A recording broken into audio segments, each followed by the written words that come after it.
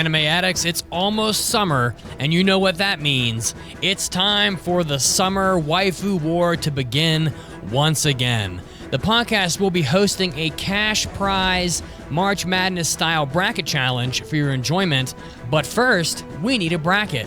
So go to www.waifuwar.life, because waifu are laifu, and nominate up to 10 of your favorite waifu. We know you love your waifus and you don't want them to be left out of the contest. So again, 10 nominations for your favorite waifu. Visit waifuwar.life to nominate. Again, that's waifuwar.life.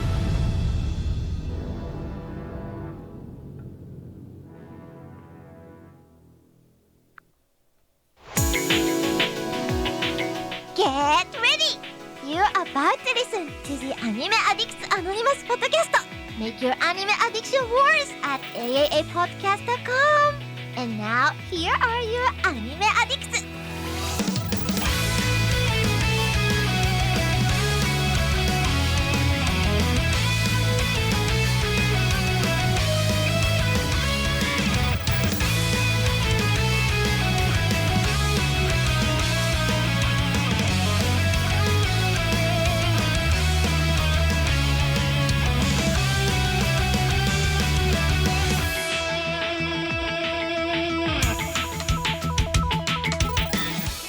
Hello everybody and welcome to episode 674 of the Allergy Addicts Anonymous podcast, where we are going to cough and sneeze and wheeze and sniffle our way to making your anime addiction worse.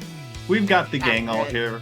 We've got the cute one, Mitsugi. We got the strong one, Caroline. You got Mason, who's third place in both. But hey, we're having a good time. And how are you guys doing? What are you drinking? Lay it on me. I got water, because I'm a hydro homie. Lehu Zahur. I'm drinking the last of the Roku gin, so I'm trying to get drunk, but I don't really have enough left to do that. So Tragic. Yeah, we're gonna get like a third drunk, and but hey, yo yoroshiku onegaishimasu. Mitsuki here, pumped, and ready to fuck up these summer anime. Or I guess we're on spring. Yeah. I think I might have mislabeled the episode. Not that far yet. That's okay. We'll change it in post. Yes, yeah. Welcome everyone to another moderately exciting episode of the podcast. We have a lot lined up for you today, including the spring impressions, including Ranking of Kings, KamiKatsu, Heavenly Delusion, and so many more. We're going to have a little fun main topic where we rank the past 8 seasons of anime, do a little retrospective.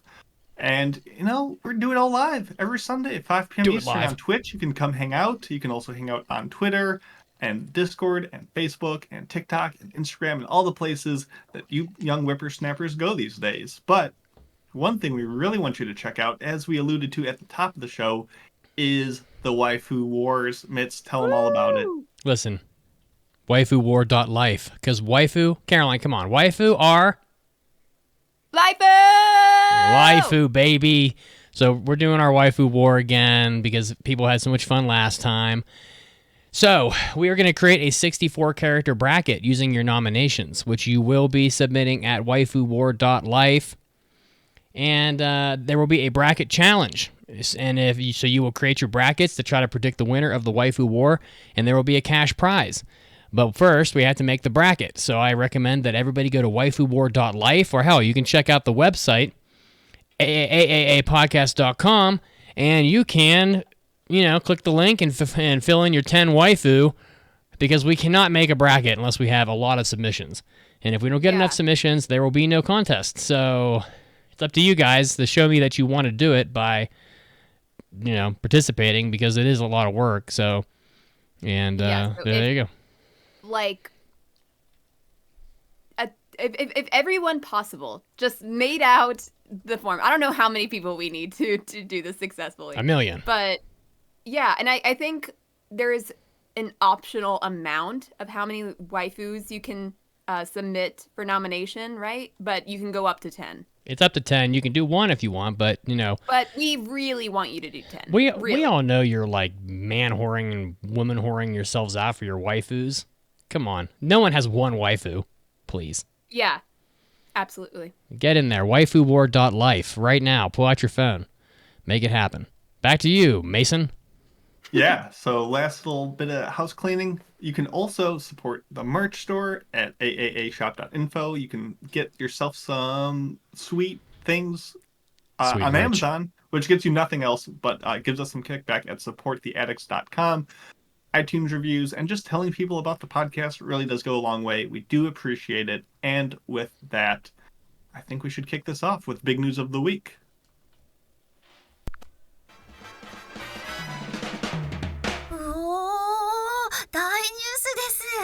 It's time for big news of the week. Not a lot of news today, but there is a one-of-a-kind Yu-Gi-Oh card on eBay right now. The Tyler the Great Warrior. There was only one ever printed. In 2001, Tyler was diagnosed with a sarcoma of the liver, which is an extremely rare form of cancer. And from the Make-A-Wish Foundation, they granted this very sick child, I assume, his own Yu-Gi-Oh card, which was created in 2005. So the card has been kept in storage ever since, and now the Tyler the Great Warrior card, created by manga creator Kazuki Takahashi, drew two sketches based off of the design of future Trunks from Dragon Ball. The card is currently available to bid on eBay, and currently the high bid is $160,100 with 161 bids. The auction goes for another 6 days, but I have no evidence for this, but I have to assume this is probably the most expensive. I doubt there's ever been a Pokemon card more than 160K, and I don't think there's any Magic cards worth that much either. So, unless I'm mistaken, that would make this the most expensive anime-based playing card ever sold. So, pretty crazy and unbelievable. I mean, the amounts of bids on eBay is very astonishing that there'd be that many people that would be willing to bid. Now, it's probably a lot of these are probably the same 2 or 3 people. In fact, you can actually review it if you want to. But $161,000. Yeah, what do you guys think? Is that something that you're gonna go bid on? No. Oh, come on, Mason. No, You're good for I'm it. just looking at the most expensive Magic cards. There's a Bed of Mind Twists for 208K and the Black Lotus at almost over $500,000. But $500,000? yeah. Oh my So god. do you know if Tyler survived his cancer or? Oh man, I don't know. Let me look it up here. I guess I'm more surprised. Did he not receive the card? Oh, I don't know. Well, in Mitsuki's notes, it says that Gressel kept the card in storage ever since. So I guess he did receive the card at least. Okay. So is he the one selling it? I don't know. This is such a great story, though. Just the fact that this thing even happened is really rad and really cool. And Make-A-Wish is fantastic. Well, we know the Yu-Gi-Oh creator has passed away. So he passed away. Is he the one that jumped into the ocean and tried to save those people? I think so. From drowning? Because that was epic. That was the most badass way to go out ever. He's trying to save other people. Yeah, that's like the manliest shit. So I'm not really sure, and I'm also not sure if this child died or not. Tyler, his name is. I'm looking it up, but I just don't know. I'm trying to find it, but I may not be able to. But anyway, it's just pretty neat. And it is a cool looking card. I mean, it definitely looks like future Trunks. You can tell from looking at it. It's almost like a Dragon Ball card, but on Yu-Gi-Oh. So pretty neat. How about the Addicts raise money and we can buy it as a podcast? I'm just trying to fucking buy a house. That's ridiculous enough these days. Okay. So he did not die. Tyler the Great Warrior was created for a kid who quote unquote beat cancer. According to Kotaku, he beat the cancer that he had. Obviously, he's a great warrior. Yeah, he is a great warrior, and now he's got 160,000, probably more than 160 when it's all said and done, $1,000 card that's gonna set him up probably for a nice future for himself. So that's pretty nice that happened. So hell, rock on. Or maybe it's to pay off medical debt. Oh well, that could be. That could also be the case. Because I was thinking to myself, I initially you would think that something that's special you might want to keep for a while, but you could be right about that. I mean, bad things happen all the time. Yeah, if you have $1 million of medical debt, selling a card for 160K or whatever sucks that you have to sell it, but that's But it is good that you survived. So, I mean... Yeah. I mean, it was just a one-off. I mean, hopefully it's used for charity and other stuff and good causes. And, yeah, who knows? Story ends wholesomely. Yeah, but it's just crazy. We'll so see. That's all I had. There wasn't a lot of news this week, honestly. So, Caroline, how about you?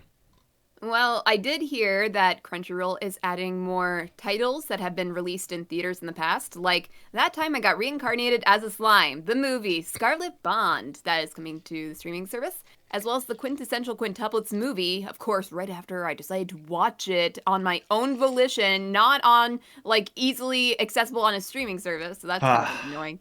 They really chose the best time to do that.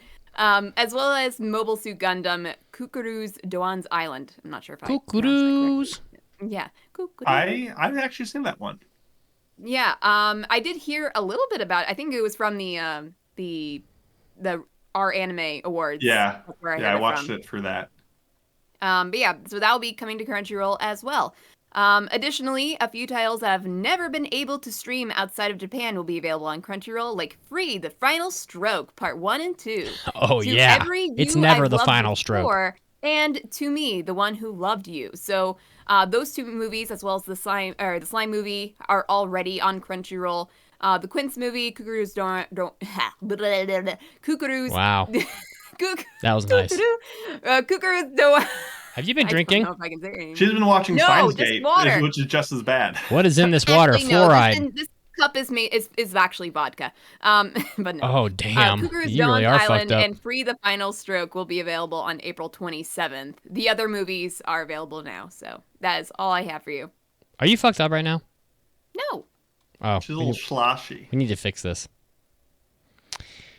All right. Leave me alone. I'm sorry, I can't say Kukuru's Doan's Island. Oh, leave me alone, she said. That just hurts when you say it like that. Honestly. Savage. Leave me Honestly. alone. Yeah. Well, I guess I have no choice when you put it like that. I don't want to be an Ijiwaru or whatever. What does that mean? It means that's Japanese for to bully, the verb to bully somebody. Yeah. Okay. So Mason has Anyway, nothing. I I have think. no big news. Oh, come on, Mason. There was nothing good this Put week. your Nothing. big boy pants Scrape on. up Find some big news. something. Nothing juicy. Oh, I mean, I looked. It was all boring. So let's just get to our main podcast topic, which is ranking the past 8 seasons. So we are now 2 years deep into reviews with Caroline on the show. And over the course of 2021 and 2022, we have reviewed over 70 shows for this podcast, roughly 9 per season. And we've got a lot of data. And we're about to start our spring 2023 impressions. And I thought it'd be fun, before we get into those impressions and 2023 reviews, I thought it'd be fun to look back over the last 8 seasons, from winter 21 to fall of 2022. And I averaged them based on who had the best score of the cumulative host rankings of these shows. And I think it would just be fun to chat about them and see what makes a season good. Is it one really good show? Is it a bunch of solid mids? What constitutes a good season, and what do we think about kind of the scores we've given over this time? So I figured we'd just go through it. Obviously, if you don't know anything, seasons of anime are broken up into 13 weeks. You multiply that by 4, that's how you get the 52 weeks a year. And over those 13 weeks, your shows of 12 episodes long have time to air, and then we review them. And if it's like a 24 episode show, we're counting it based on when it started. So if it starts in summer and finishes in fall, it's a summer show. So that's how it works. And I feel like let's work our way from worst to best. So yeah, go ahead. Yeah, so you say that the worst season in recent history is summer 2021. Yes. Which you called the season of pain. Yes, I tried to come up with a little nickname for each. So I'm looking at the summer 2021, aka season of pain. Yeah, just go give us a rundown. Well, the highest rated anime was an 8, was the 900th, it feels like the 900th installation of Reincarnated as a Slime. I don't even know how many of those there are at this point, like several. Miss Kobayashi's Maid Dragon, aka Underage Tits, the anime. Vanitas, Sunny Boy. My God, Kakeru Shoujo. Remain. Oh my God, this is the season that Aquatrope was from. Fuck me. Yeah. Aquatope. It's Aquatrope, okay? I'll call it whatever I want. You're not my everyone's mom. favorite realist hero rebuilt the kingdom. Oh, I love that. I love it. Come on. Come on. Come on, Caroline. Yeah, so summer 2021 was a rough season. Remade. We averaged the score of a 2.22 across all our scores. It was so bad. Only a single show got a score above a 4. Not collectively, just one person gave one score above a 4. And it was me. Yeah. I gave Sunny Boy a 4.5, which was also the best score of that season, which got a 3. Which is even worse off when you consider that Tokyo Revengers from spring of 2021 was a 2-core show. So we also had that show airing during this season. God. Summer 2021 was such a rough season. And you may be wondering, well, okay, who cares? What was the worst of that season? Oh my God, the worst anime of the season? I mean, going by the score, because two of us were not a big fan of Realist Hero, that had a 1.5, which is actually not the lowest score you're going to see on this list today. Yeah, but Realist... Awesome. but Realist Hero is not even close to the bottom of the season. I don't think. This season? I mean, if you go on my anime list and look at like what the public is saying, I mean, Realist Hero had a 7.2, which is higher than Remain. Well, the public is stupid. Well, Remain was actually pretty bad. But this is the law of large numbers, right? So if you and me and Mason say that something sucks, that to me doesn't hold as much water as 100,000 people doing the same thing, because the averages get more accurate as you add more data. So you understand what I'm saying? I know what you're saying, but I think the question is, do we agree that this was a bad season? It fucking was. Here that you're like, man, I this was worse than I remember? 2041 in this season. Yeah, that's how desperate you were. No, honestly, I did not. Nighthead was not bad. Yeah. Let me go back to the failed shows. You owe me for that one, Caroline. The other shows, Caroline, that you had to choose from was Uramichi Onisan. The hell is that? Okay, so that was the kids. No, I remember that one. That one wasn't terrible. It was like the guy who is a children's entertainer, but he has lost all hope for life, and he's just such a negative Nancy, but also like very depressed, and so he's just having to suffer through being a children's TV show host. The detective is already dead. That one, God. yeah. My Next Life as a Villainess X, I think it was the sequel to it. That one was just okay. And the Ida 10 Deities No Only Peace. Oh! Which looked really cool, but had some moments where you were like, I don't want to watch this. Like, once I had to see several naked underage girls and also a very silly looking rape scene, that it just crossed way too many lines.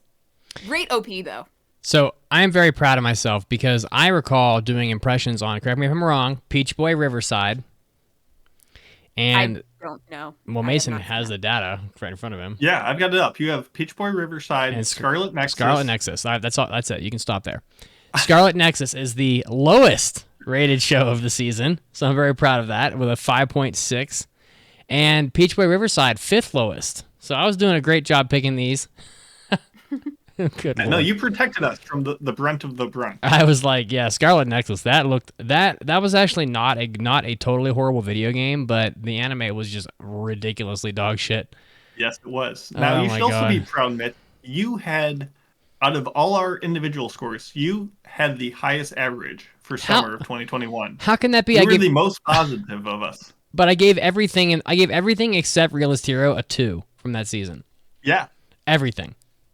Yeah, your average was a 2.3, and it was still the highest. Jesus. I was just very critical that year because, I mean, Realist Hero got a 0.5 from me. We got Aquatope. I gave that a 2. Wow. Remain a 1.5. You're just mean. You're a big mean lady. Dust, I gave a 1.5. The highest score I gave was to Sunny Boy, which was a 3. But even I didn't really even enjoy Sunny Boy all that much because I just didn't understand it. You're just a big, mean, scary lady, Caroline, honestly. You are. I know. You are. Yeah, well, big bully. and you smell bad. It seems like the most divisive show of that season was Sunny Boy, which I really liked, and Realist Hero, which Caroline and I both gave a half, and Mitsuki gave a 3. So let's move on to the next lowest rated season. Oh my god. So 7th place, and see how Realist Hero panned out for that one. So next we have Winter of 2022, aka I call it the season of vacation, because there was a bunch of reviews that at least one of us was out for. So you could argue that might skew the results. The average was a 2.33. Remember, summer 2021 was a 2.22. I know we're going to talk a lot of numbers this episode. I'm sorry. The lowest statistics fans will love this. The lowest show of that season was once again How a Realist Hero Rebuilt the Kingdom. Oh, come on. Season 2. All right, season 2 was worse. That got a 1. So what happened, Mitch? You dropped from a 3 to a 1.5. It was just not. It completely went away from the only good thing about that anime that it had going for it, which was strategic economic development of the kingdom. You know, they were doing things in the first season of that anime that made sense to me, like let's put in a road to connect the kingdoms for trade, and then we're going to put these lanterns on the road or whatever to keep the monsters away from the merchants. You know, we're gonna grow the only food we can, and then how are we gonna get people to eat this unknown food? Let's do a Food Network TV show promoting the foods we're growing. Stuff like that made sense to me. I was like, this is actually interesting how he's trying to improve the starvation and economics of the kingdom by doing this and that. But then the second season, they just totally dump all that and it just turned into crap. So, I mean, that was the reason why. I mean, I like economics. I mean, come on. I spent 6 years in business school, so obviously I'm a sucker for that kind of shit.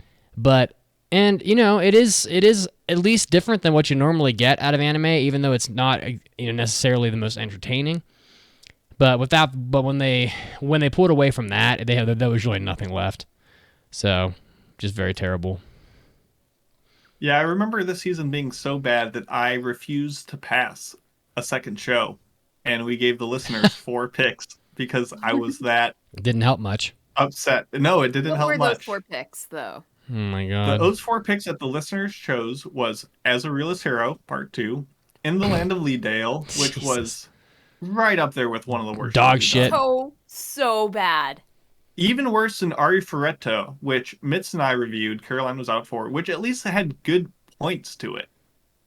Apparently it was bad. It was like a trash fire that people kind of enjoyed. But at least it was a better trash fire than a lot of other shows. Yes, a travesty indeed. And Akebi's Sailor Uniform, which was a bit of a bright spot, I would say. Which I didn't review. It wasn't bad. I just... It just weirded me out. We have an especially bad show from this season that none of us covered, I think, called Sabi Iro no Armor, Reimei, which translates in English as... It was a 12-episode show, came out, it was CG, titled Rusted Armors, and it has a 3.8. Now that's quality. The best show of the season was Demon Slayer, which had an 8.8, which is just... save it from our shittery. Well, yeah, it's fucking stupid. This is I'm sorry, but this just goes into what happened to the law of high numbers? Well, see, I actually in your words, huh? No, I actually not, because I actually believe that people really that the average person loves this season of Demon Slayer, and that we just didn't like it necessarily or didn't love it. I gave it a 3.5. It's not exactly a bad score. But this is just solidifying the point that even when you have a Demon Slayer season with almost no fucking content, it's just one demon that they're chasing down, and that's it, the Spider Lady, that season still got an 8.8. All you need to have is pretty visuals, and you will get a high score. That's it. That's all you need, literally. If that doesn't prove it, nothing will. Because an 8.8 is a ridiculously high score. That means that probably 30% of the people who watched that gave it a 10. I don't know. It just was not that good of a season. Demon Slayer, take away any thoughts of Demon Slayer beforehand. Season 2 was not that great. And then Attack on Titan was in the season 2, and it had a really great score too. Yeah. Our highest score of that season of Winter 2022 was My Dress Up Darling with a 3.5. That was that same season? That was that season. Actually, yeah. I mean, this season did have some good. Hey Monogatari was in the season. That was great. So that, and we had. No, it's not. It's not in this one. Winter 2022. I'm looking right at it. Oh, on Mal? Yeah. It's listed differently on Mal. Mal's different. It came out. You can't trust Mal with anything. We did that in fall of 2021, but they listed it like the day that the time that it came out in summer. It aired twice. And they did the second airing. Well, then you had about 3 good shows from the season, probably. So I'm looking through to see if there's anything else. Sabikui Bisco, that was bad. That was not good. It was not promising. good, but it was somewhat fun, I thought. You had the highest score of that one, Caroline. You had it was also my pick, so I kind of had a bias. Like I can't just shit on my own show so easily. Contraire. and I'm just gonna make a note that both these 2 seasons we've talked about so far each have a Yami Shibai season. So we had Yami Shibai 9 and Yami Shibai 10, and these are fucking bad. Like, it'd be better if it was Nyama Shibai and it was all about cats. That is, yes. That'd be better. Yes, that would be true. That's true. And yeah. Once again, with my other show of that season, I also gave it a very high score while you guys didn't know. Oh.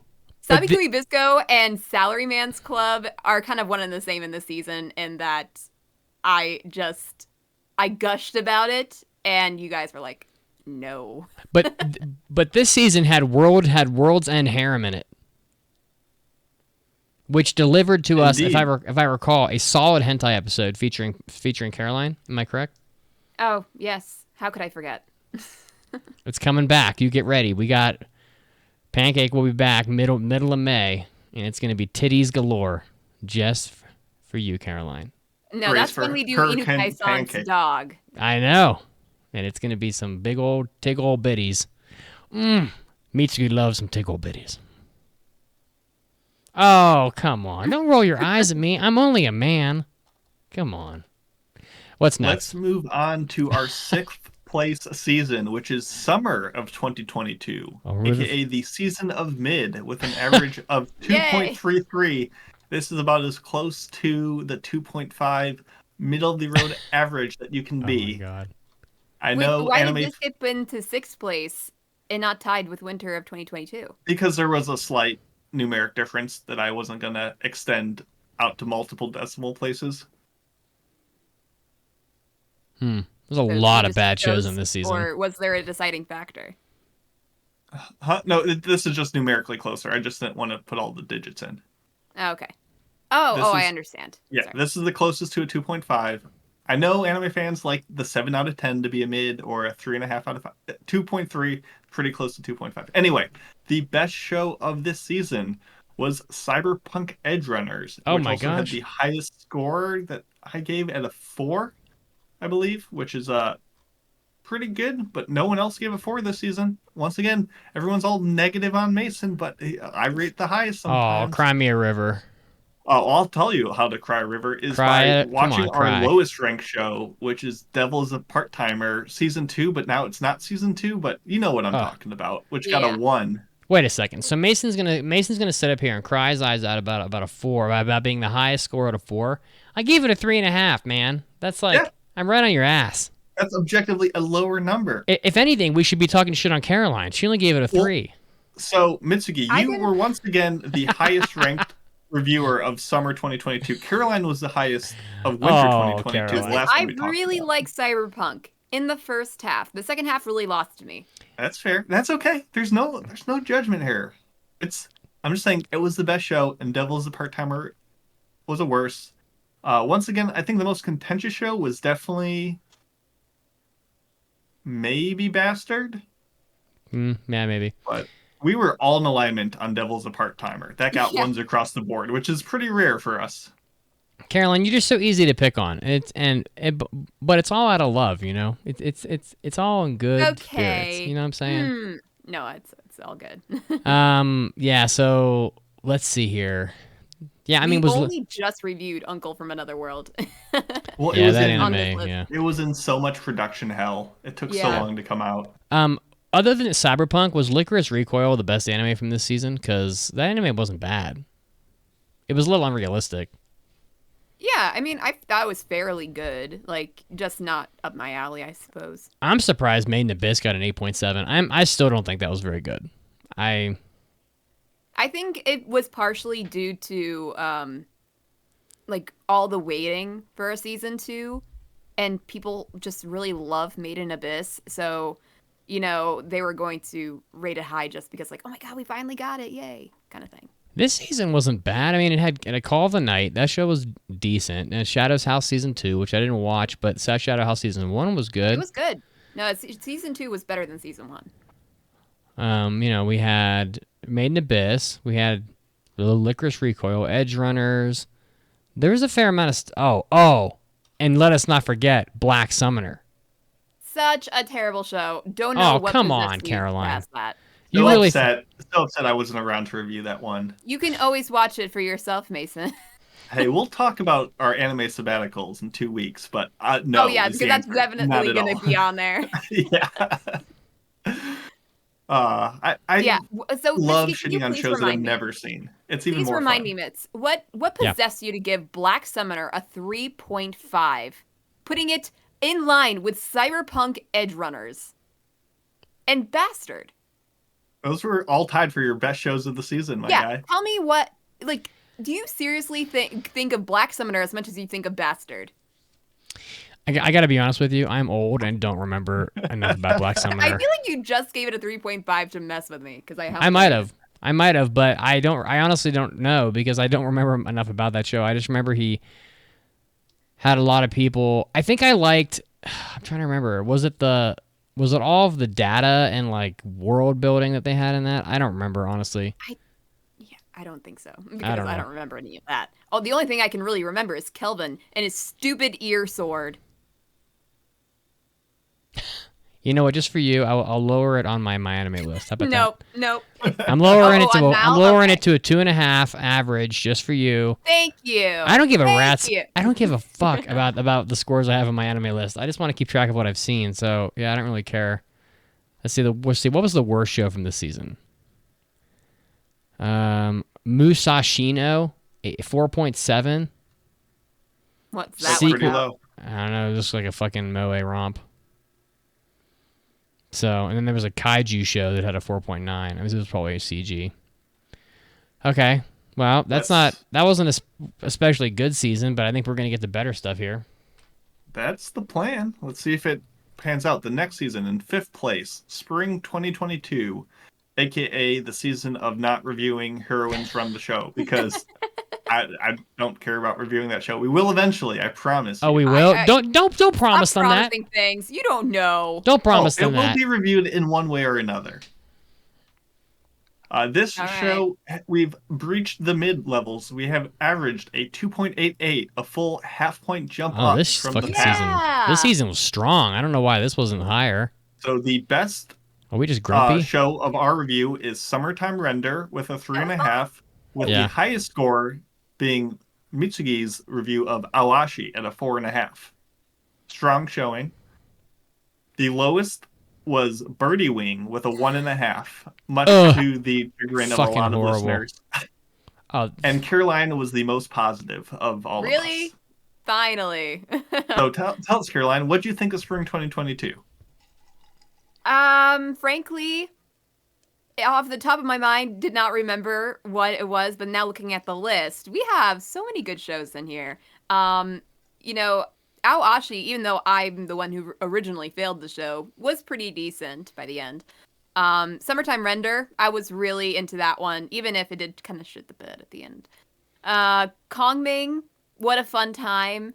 Spy X Family was pretty good. It was very much anticipated, and frankly, I still like it, even if you boy. You guys aren't all that into Spy Family, but I really enjoyed it. Love After World Domination in the listener choice poll. I am so happy that everyone picked that one because I really wanted to pass it, but I didn't think it was gonna be a good review, so I didn't. Oh, come on! What? You can't not pick a show just because you don't think we're gonna like it. No, not because I did not think you guys wouldn't like it. I thought you guys would actually. I thought you guys would give it a fair shot. It's just that I didn't think it would have a storyline to really make a review interesting. But I'm really glad that it got passed because that means, it got the love it deserved. And I really enjoyed that show. I gave that one a 4. I gave 3 4s this season to Love After World Domination, Spy X Family, and Summertime Render, which, I stand by those scores. This was a pretty good season. I mean, we had Kaguya-sama, we had Kingdom, which we didn't cover, but everyone else seems to love Kingdom. We had Spy Family, Summertime Render, Awashi, yeah, boy. Yeah, I mean, it's good. Komi. I don't like Komi, but everyone else does. So, Komi. There was a lot of stuff. Yeah, and even Dance Dance Dancer, which I failed and didn't get the listener's choice, would have been I think, all right pick. So, it had some quality in there. Birdie Wing was a bit of a bogey. I don't know how the fuck that got such a high score, but being the pile of dog shit that it was, I don't really know. But I don't know. People just like crazy, stupid fun, I suppose. Stupid, yeah. Stupid is the right word. Yeah, and it's getting a fucking game. Is that out yet? I don't think so, but I'll play it if people really want. I think the Switch's library is like 50% shovelware, so that'll go perfectly with the rest of them. Any other thoughts before we move into the top half of the list? I am not a Nintendo Switch fan. Well, we didn't really even talk about The Executioner Way of Life, which I decided to pass ahead of Spy X Family. People will still complain about the whole 5D chess thing, but sorry if I wanted to do something different. But yeah, you guys are probably right to shit on me for that. Caroline, official statement, I will not apologize for winning. Yeah. I did not review that, so I didn't mind. It was not a great show, but I thought it was fairly interesting enough. Okay, then. Mason, what's next? Next up, we are in the top 4. Uh-oh. And this one is Fall 2021, a.k.a. the Season of Range. Because the range of these scores was the highest on the season. We had shows all the way down from 1.5 to 4.5. We were touching the polar extremes of good and bad of anime. Average 2.89, narrowly edging out Spring of 2022. The best show was Ranking of Kings with a 4.5. Ooh. Based. Banger. Based indeed. You see what I did there? I did. Are you proud of me? I'm so old, but I used a I used a Zennial term. Well, I'm actually not too proud of you because somebody decided to pass the lowest rated show of the season, which, I mean, it has to be one of us. But you, my friend Mitz, passed The World's Finest Assassin gets reincarnated in another world as an aristocrat. That's not the lowest rated show. 1.5 of our shows. Of our shows. Yeah, okay, yeah. Well.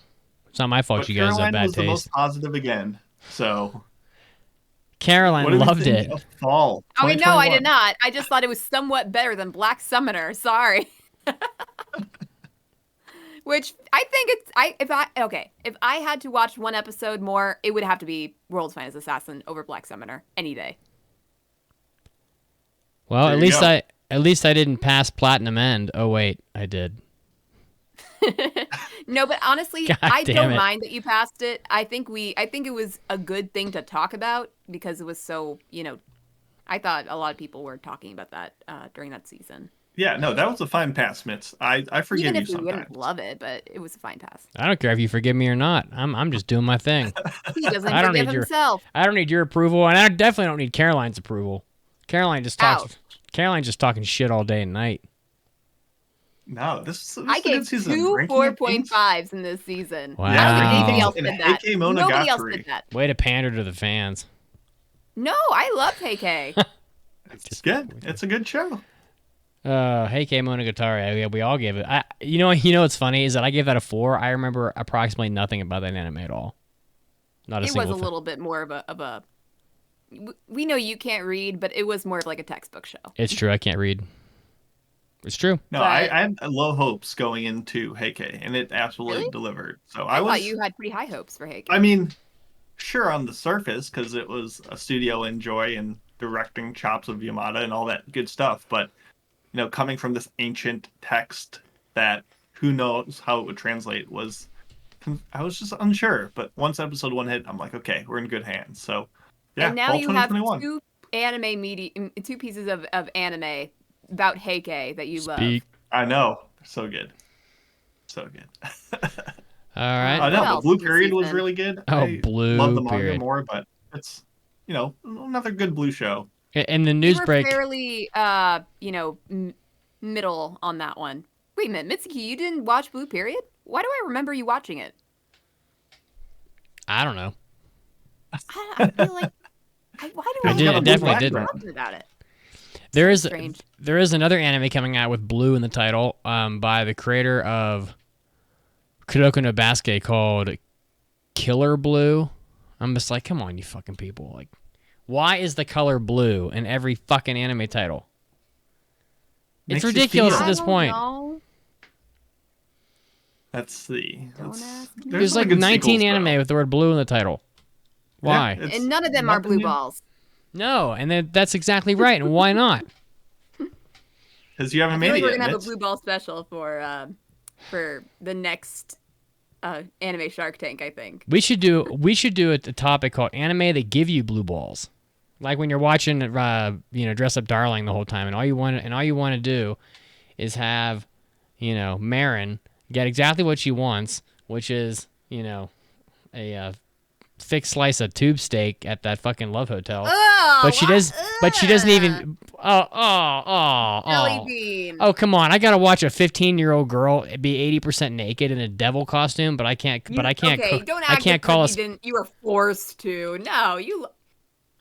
I can't call a spade a spade. Come on, you didn't get blue balls watching Dress Up Darling. They didn't do anything. This is factually true. They did not do anything. Yeah. But it's not as if I was egging on, like, come on, 15-year-olds. Fuck, no. Well, that's fucking what. That was the whole point of that anime. That was the whole point. No, it was. Did you what? That was not the whole point. I watched Marin There were Kitagawa. like 15 other points. Marin spends half that anime in compromising clothing. Yeah, because you can wear compromising clothing and maybe not want to have sex with a guy you just met. What? I'll rest my case. No, I mean, I think you're factually incorrect. No.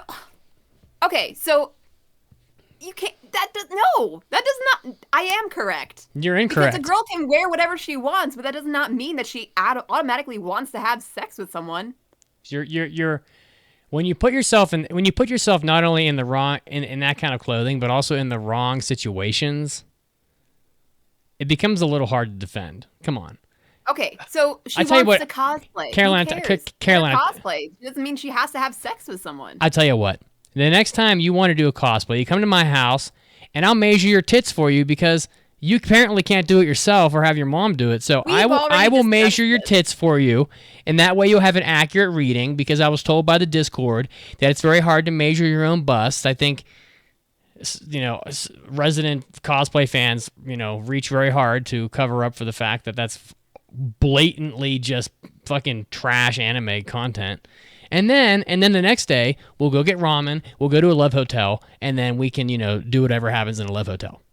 I'm not saying that the anime did not put them into situations that were automatically sexual, but if you're going to relate this to real life or those stupid coincidences don't happen. Listen, I tell you what. The next time I meet a girl, she'll be like, "Oh my gosh, what you're so cool. What kind of things are you into?" And I'll be like, "Well, you know what? I really like watching gang bang orgies. That's the best. That's what I like to go. That's my hobby." That's what she fucking told him.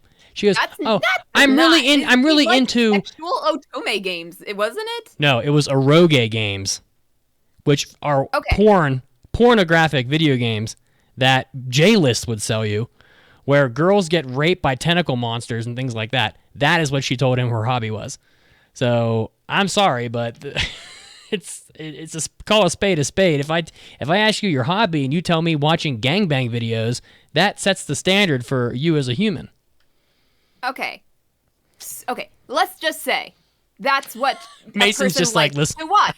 But you cannot say, Oh, I mean, so you like watching porn, therefore you want to fuck me. 'Cause no. But I wouldn't. Like, that's not the answer. But I would never tell you that because that, one, is inappropriate, and two, gives the wrong message. Nobody in human history has ever introduced somebody as, "Hi, my name is Mitsuki. I like watching little blonde girls take a BBC." Like, that's not something that like Mitsuki would say because it's not culturally appropriate, and it's also just fucking gross. But Mariki Tagawa had no problem with that. Anyway, we can move on. Yeah, let's move on. It's the timeless argument. I could do a whole topic on Mariki Tagawa and whether or not she, I don't know, whatever. Moving on. Meanwhile, Man, I don't even know what we're moving on to. Tell us about Sunny Boy. The next season? In the next season, I know. Fall 2022. That's recent.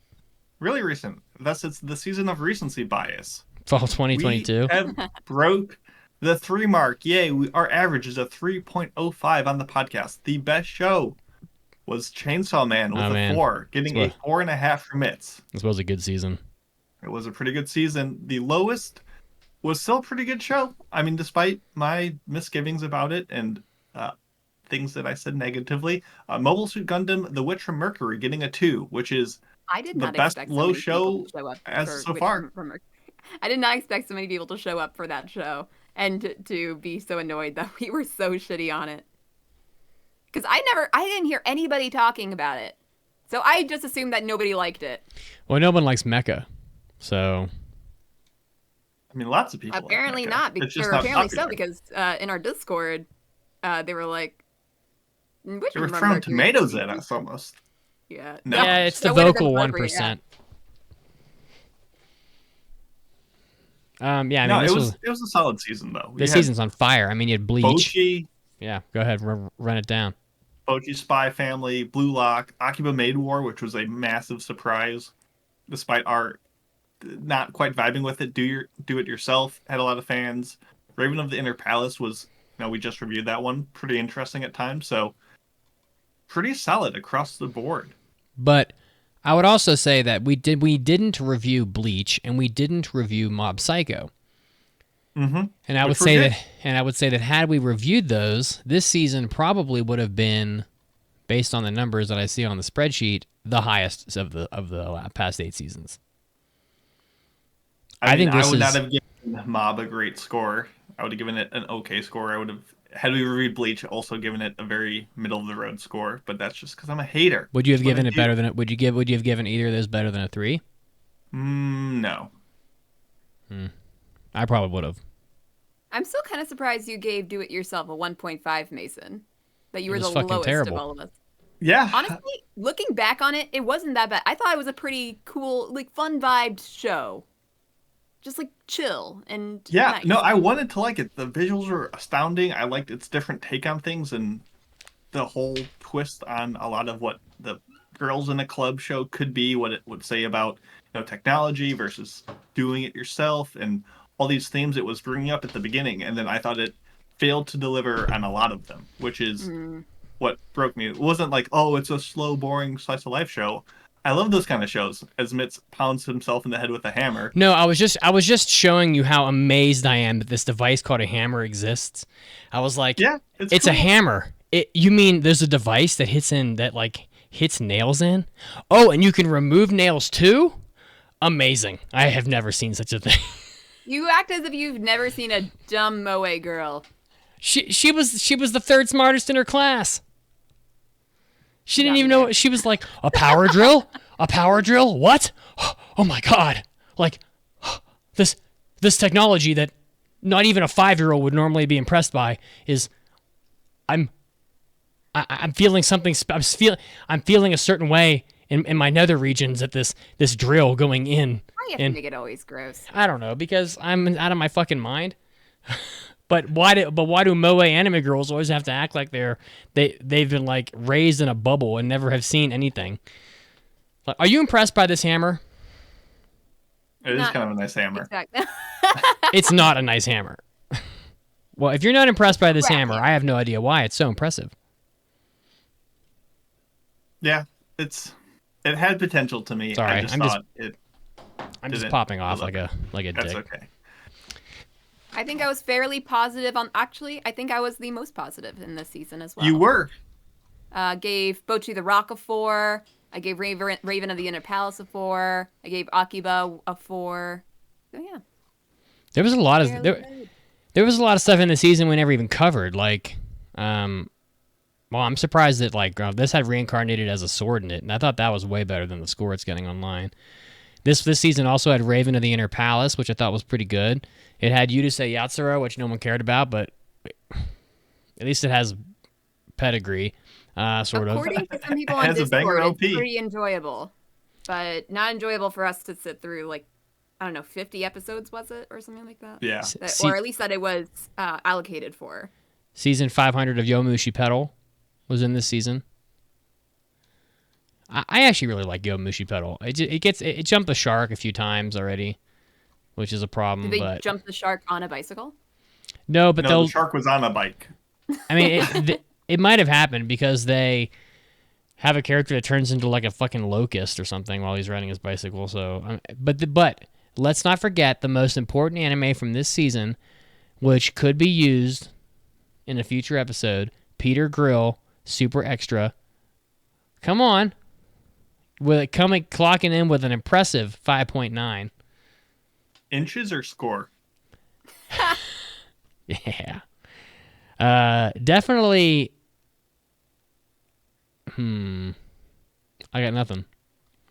But Fair I would enough. think with these ogre girls in this anime, it would definitely should get a better score than a 5.9. I would have given it a better score just because of the ogre girls, who, by the way, let's not forget, are named Mimi and Lisa. They're very cute. That was your cute ogre girl segment with Mitsugi. Let's blast through these last 2 seasons because we got some impressions to do later. Yeah, we do. Second place show of the best season of the last 2 years is Spring 2021 with an average of a 3.11. The best show, another 4.5. It's Odd Taxi, which was Odd Taxi. Oh so yeah, good. I was thinking Crazy Taxi. Which got a 5 from Umits and a 4.5 from both Caroline and myself. So a solid 4.5 too, not just scraping by. Lowest. Yeah, go ahead. I really enjoyed the plot twist. I mean, I don't know. I never see. Everybody else is always like, "Oh, I saw it coming. I saw it coming." I never see it coming, so I never do. And so, like at the end of Odd Taxi, where I won't even spoil it because it'd be a shame. I just really liked the way that anime kind of concluded, and that was enough for me to put it over the top. A very rare 5. Yeah, no, but the writing was excellent, and excellent. Damn Umits for getting their Persona 5 music stuck in my head now. What did I do? You never saw it coming. Oh. Never mind. It's Blair. No, Odd Taxi's writing was so solid. It was just a breath of fresh air, and the opening was such. I'm gonna say it. I'm gonna say the V word. It was such a vibe. So relaxing. So just comfortable. Listen, Odd Taxi was like a river in a desert of subpar anime writing. You see what I did there? You see what I did there? It was. That's funny with the song title of the. Oh, you like that? I get you. Yeah, I do. That was just lowest for you. score was Godzilla, singular point. Which we all gave a 2 to. Yeah. Not good. Not good. Good OP though. Oh my god, this season had Kabaddi in it. Yes. What a bad fucking show that was. What a meme. Oh my god, it's such a meme. I Shaman wanted King. to like it too. Shaman King, huge disappointment. Poor Pancake. She really wanted that Shaman King show to be good. Yeah, but it just wasn't. Shaman King and Eden Zero were like the remake and the similar to Fairy Tail callbacks that just did not age well at all. Oh, Eden Zero was really brutal. Yeah. There's a lot of bad soccer anime too. This is like the 3rd season we've gone through where there's been a soccer anime near the bottom of the pile here. In this season, it was Sayonara Watashi no Kramer, which I actually watched, which had so much potential, but man, that show looked abysmal. Not as bad as Way of the House Husband, but abysmal. Did it look as bad as Cestus? Ooh, they were neck and neck for being terrible sports shows, which I watched all of and scored poorly. You watched Cestus? I did watch Cestus because I was like learning some like fun gladiatorial info. But it was, I think I gave it a 3 out of 10 or something. It was not good. Did it ever? Okay, I guess it never. Not worth the gladiatorial info. No, it was not. It only got worse. I guess it never went anywhere. It's a shame. No. And it had, this season, had some good memes in it at least. It had Nagatoro. It had Joran, which I think Caroline was really into visually. I did. I really wanted it to be good, and it wasn't. No, it was visually very nice, but... Zombieland Saga.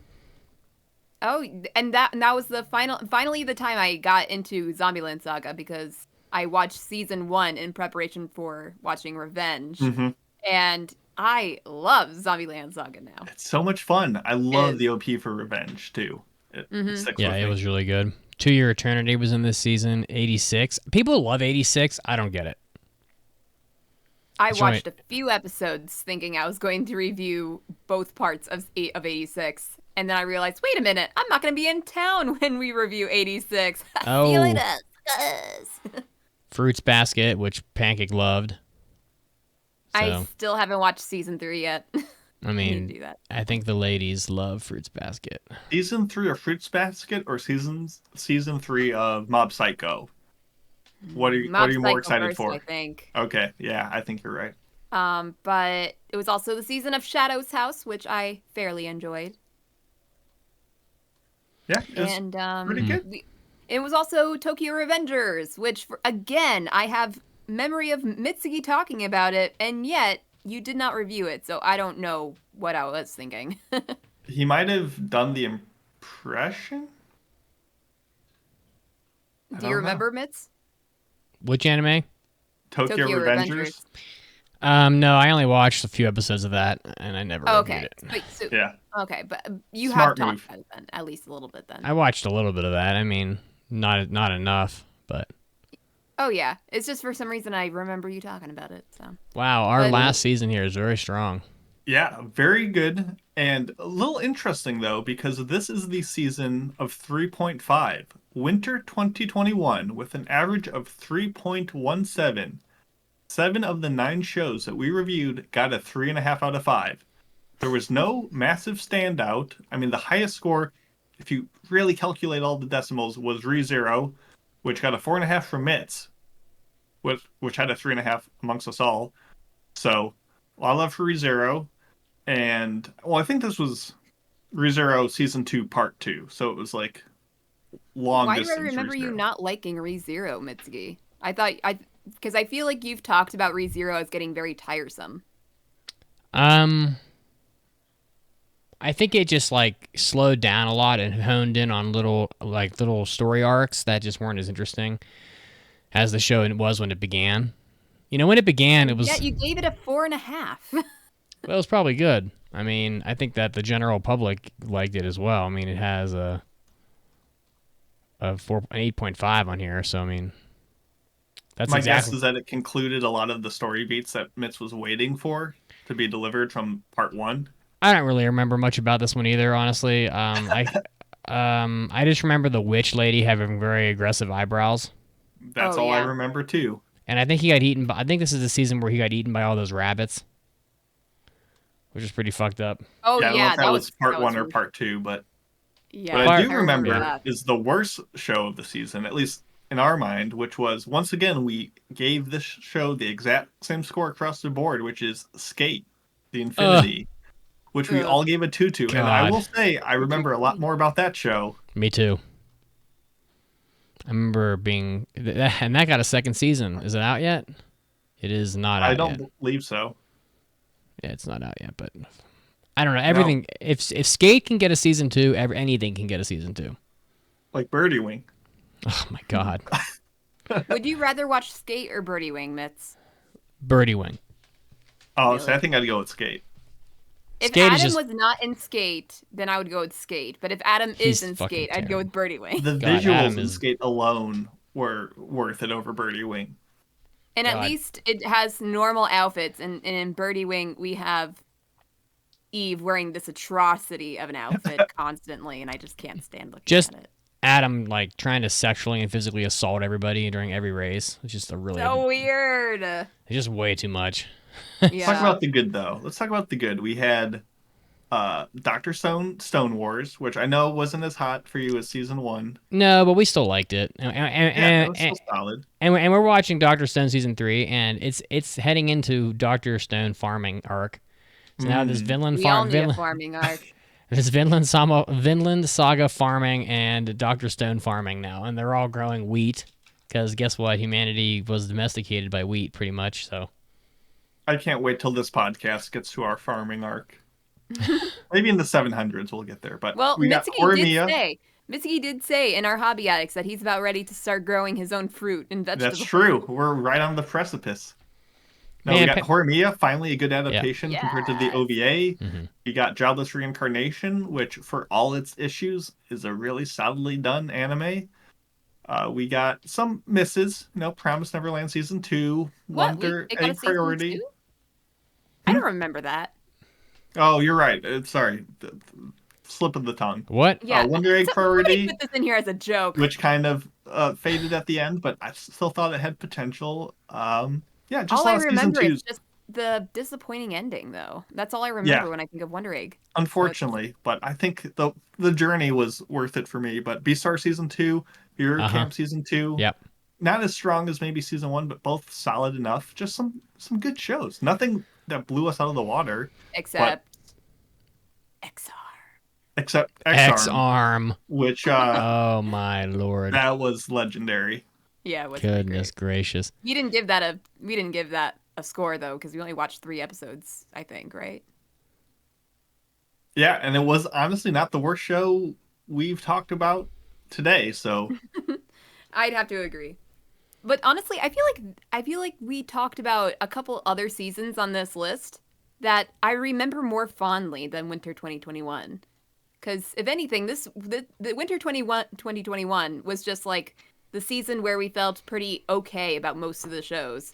But in other seasons, there were much higher highs that kind of made me forget the lowest lows. Well, that's the question. What's more important? A season of pretty consistent, dependable shows that you watch and you're like, okay, that was pretty entertaining. Or the shows that are going to stick with you and be on your best of list decades from now. Frankly, I think out of all the seasons on this list, I remember spring of 2022 more fondly.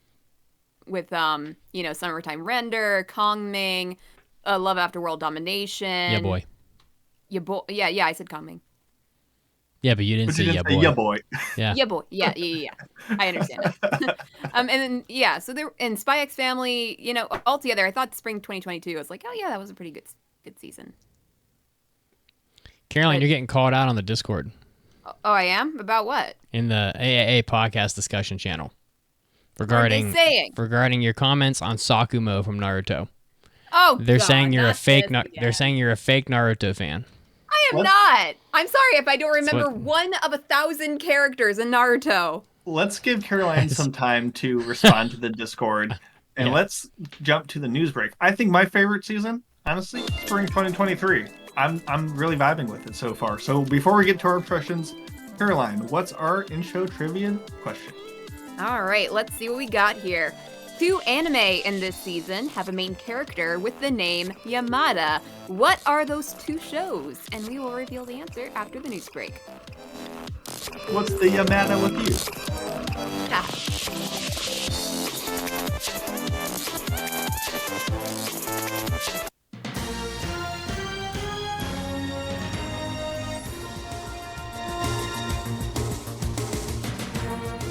Anime Addicts, Mitsugi's here, and I'm bringing you your anime news. Getting us started off with a new manhwa getting an anime adaptation.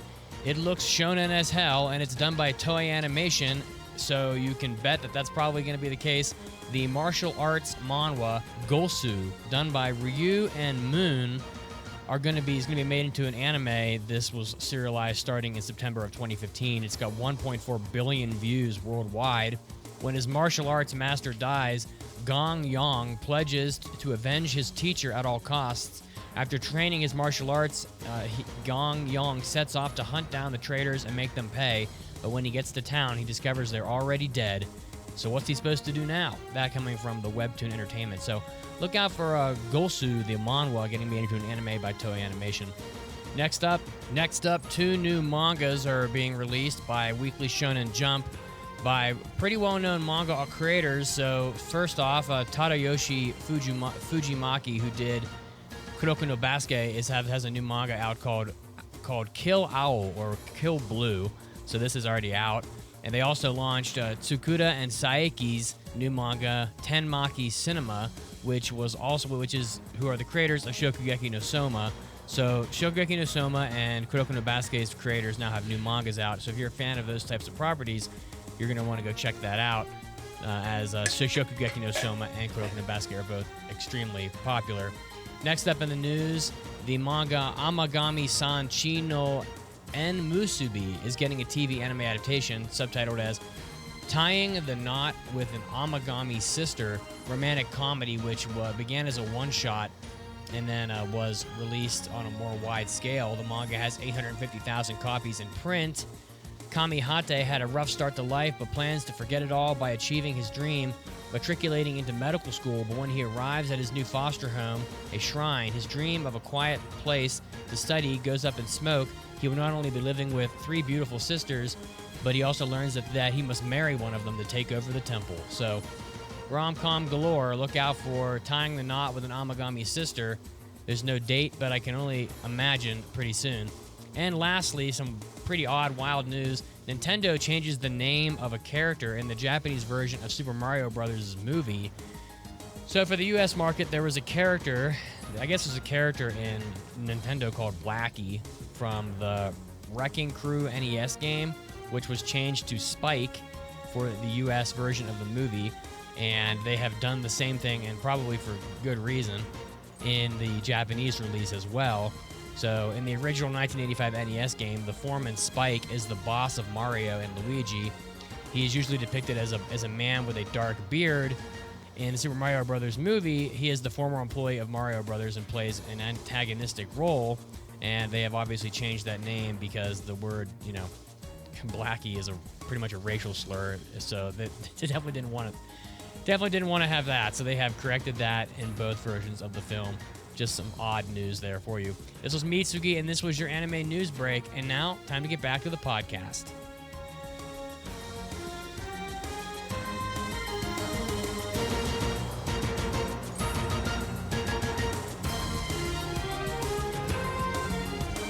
You've burned through all your podcasts.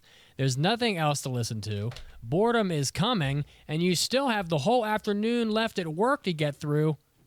How are you going to get through this? Well, maybe you end up quitting your job, you can't afford your rent, and before you know it, you're on the street eating tuna out of a can with Henrietta over by the Piggly Wiggly and pooping against a tree by the Chick-fil-A on the corner. Listen, you could have avoided boredom, you could have kept your job and said peace out to Henrietta and her shitty tuna. If only you subscribed to the AAA Podcast's extra content, we would have carried you through that afternoon all the way to your warm bed with anime on the TV. With our hentai episodes, our hobby addicts, and our after parties, 8 extra exclusive episodes a month just for you for helping out the podcast. So special thank you. If you go over to aapodcast.com/join or Patreon, you can help us out, and we'll help you say peace to Henrietta. And now, great moments in Anime Addicts Anonymous history. Do they make reverse kotatsus? A kotatsu that is cooling instead of heating. Just be like, I'm just going to sit underneath here and chill my balls,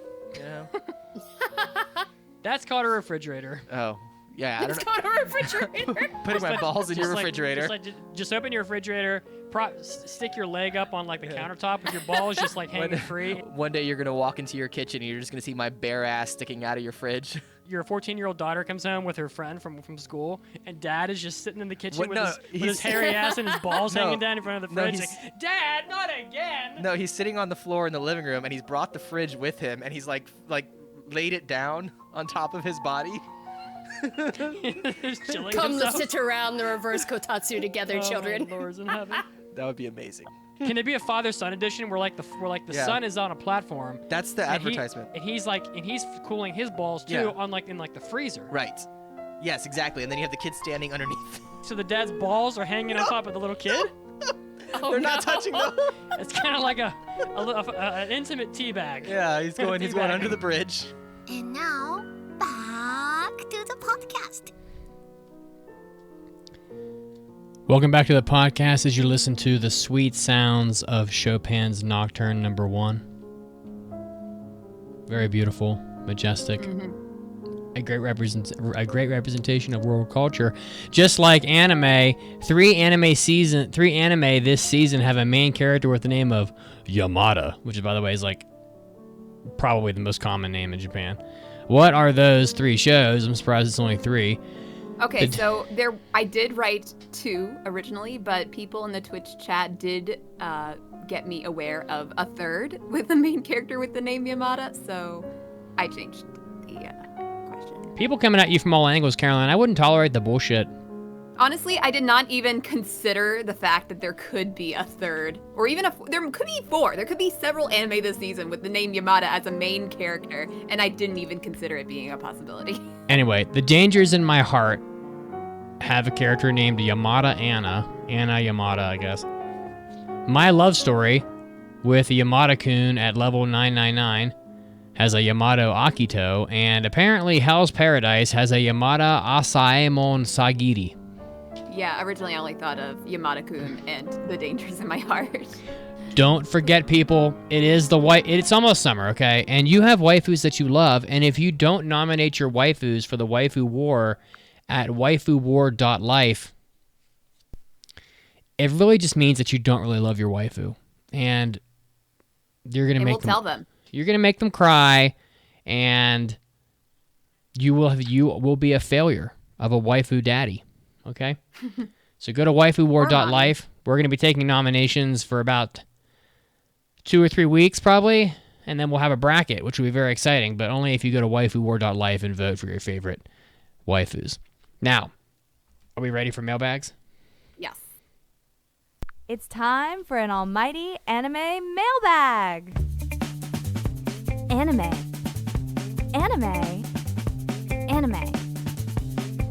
Mailbag.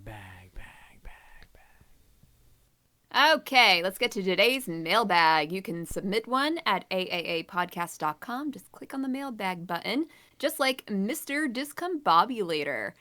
They say, I would like to thank the AA podcast for making each week of my life a little more entertaining and for making my anime addiction worse. You are very welcome.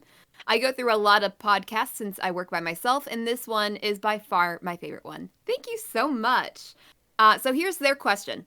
What is an anime that you absolutely despise, but is generally praised? Also, what is an anime that you like, or that you really like, that is hated by most? I personally despised ReZero and really enjoyed, I don't know how to pronounce this, Wixauce Selector? Yeah, Selector Infected. I've never heard of that one. So to answer your question, the only anime that I have scored as a 1 on Mal is Natsuyuki Rendezvous. Is that a hyperbolic score? Perhaps.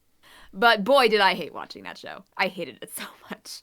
The characters were just so bad, and yet they acted like they were so good. And the story was disappointing, because I really liked it from the synopsis, and that's why I decided to watch it, and I regret it.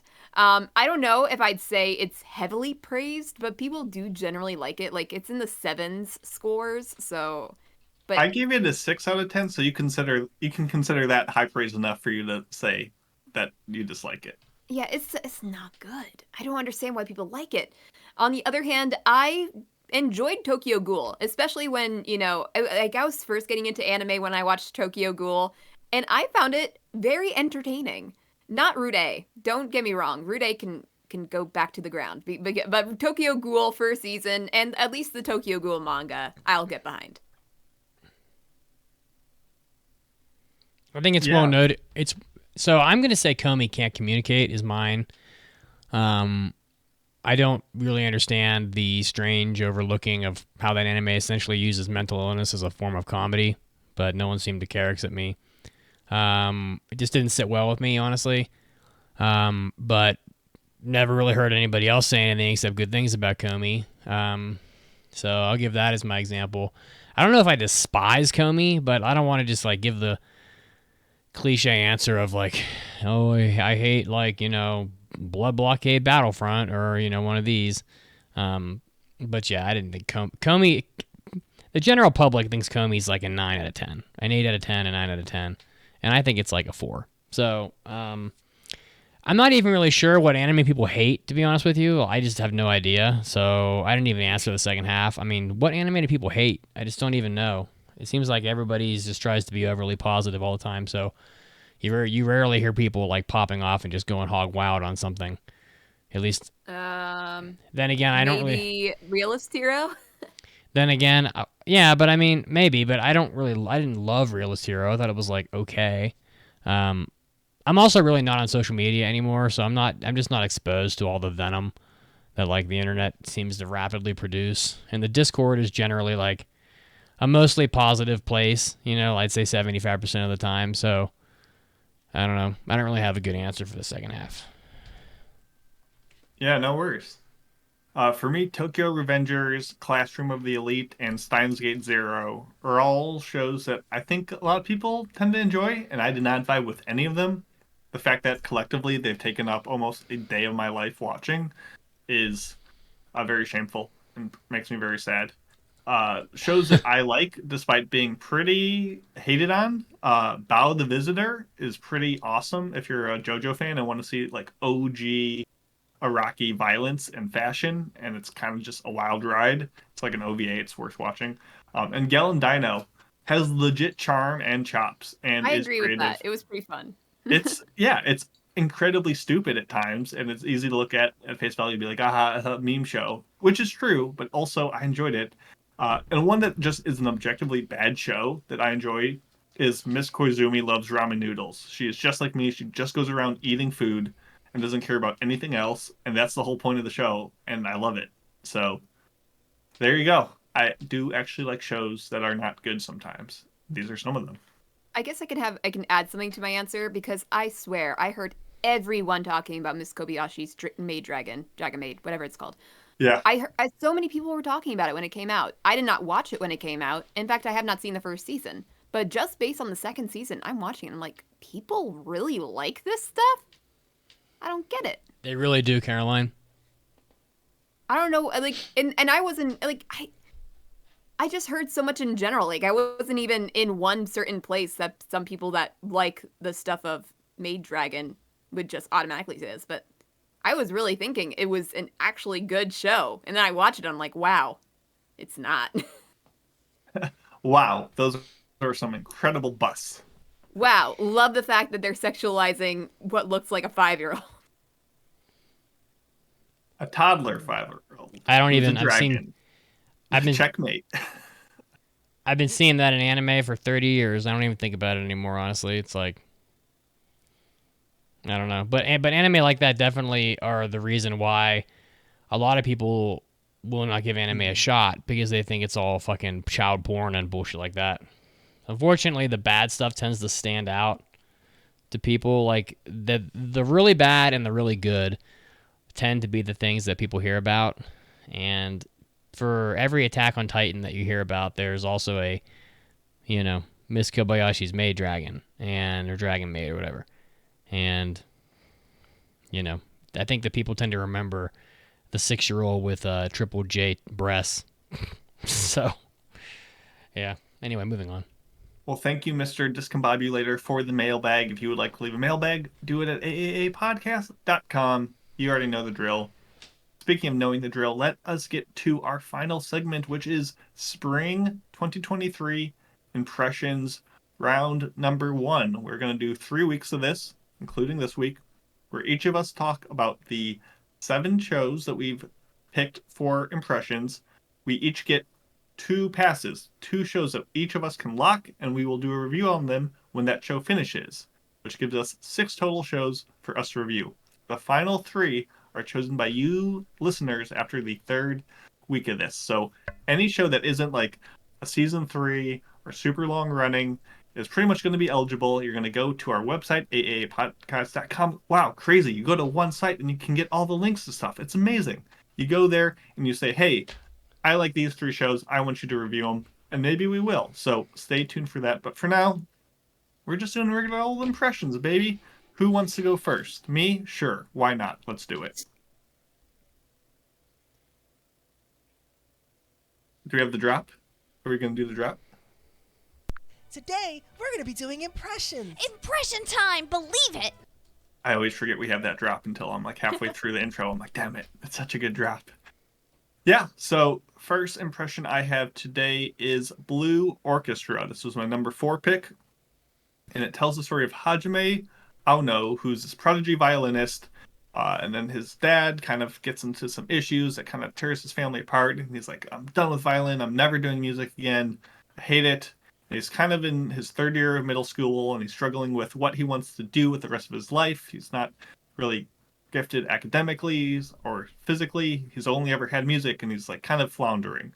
And essentially one day he meets what is essentially just an Asuka clone, who this hot-headed tsundere novice violinist girl who really is passionate about violin. She just kind of sucks at it, and he's giving her pointers, and eventually I'm guessing they're going to join forces and join all right, the orchestra club in the school. So this show is done by Nippon Animation, who did Lucifer and the Biscuit Hammer. It's based on a very well-received manga, and it is streaming literally nowhere. You cannot find the show legally on any platform, which is kind of bizarre that it just is a non-option. This isn't like a Netflix or Disney jail where they have it and you can't find it. It is not streaming anywhere. So good luck if you want to watch the show. Which maybe sound like a completely completely underground show. Like, it sounds like it should have been picked up. Yes. Oh no, like this is a award-winning manga. This has like good genetics, and it's not like from some no-name studio. This should have been picked up, and I don't know why. Regardless, this show reminds me. Yeah, we should do it. AAA podcast streaming service. We should do our own dub of this show. Yes, I would love to dub a show. Okay, maybe one episode we'll pick a show and we'll dub it. I don't know if it'll be good, but it'll be something. Even if it's not good, it'll be great. Okay, are we gonna dub it like preparing lines in advance, or are we just gonna try to? I feel like we have to do it off the cuff. Like, we just watch a show without any context, and we just try to figure out how to dub it. Yeah, so Blue Orchestra reminds me slightly of Love All Play, not just because it's the same studio with the same underwhelming visual style, but it feels like a very passable, serviceable, but bog standard sport/music/club show, which follows the rules and play it safe. This show is going to do nothing that surprises you. It's going to be just following how to make anime 101, and all the story beats and plot beats are going to be just predictable and fine. They're going to deliver whatever emotion they're going to deliver, but it's not going to wow you. It's not going to be memorable. This is the middle of the road pack that just isn't so bad that it's a meme, isn't so good that it sticks with you. It just, and knowing that it's 24 episodes long just saps me of the will to watch it. Love All Play took advantage of being 2 cores to do absolutely nothing but waste your time, and I'm not ready to risk that again with this show. It's just kind of rudimentary. Yeah. Gripes aside, I do think there is some strong points to this show. So if you like the Your Lie in Aprils or Kono Oto Tamare, those kind of music shows of the medium, there is some substance to the show. Very accurate playing to the music, a lot of respect to actually what they are performing. It's not one of those shows where they play this grand operatic piece and then talk over it the whole time. There is some strong emotional story beats that have been delivered so far. Episode 1 I was kind of washy on, but by the end of episode 2 I was kind of sold on it. So no, there is something there, and like I said, it's based on a very well received manga, so there probably is some quality to the core of it that they might hit on later. So I think honestly that this season is absolutely stacked. There is a ton of really good shows, so this show never had a chance, But if you're a fan of the fiddle, if you're a bit of a pirate on the internet, maybe check out Blue Orchestra. It might be for you, but for now, I will be failing it.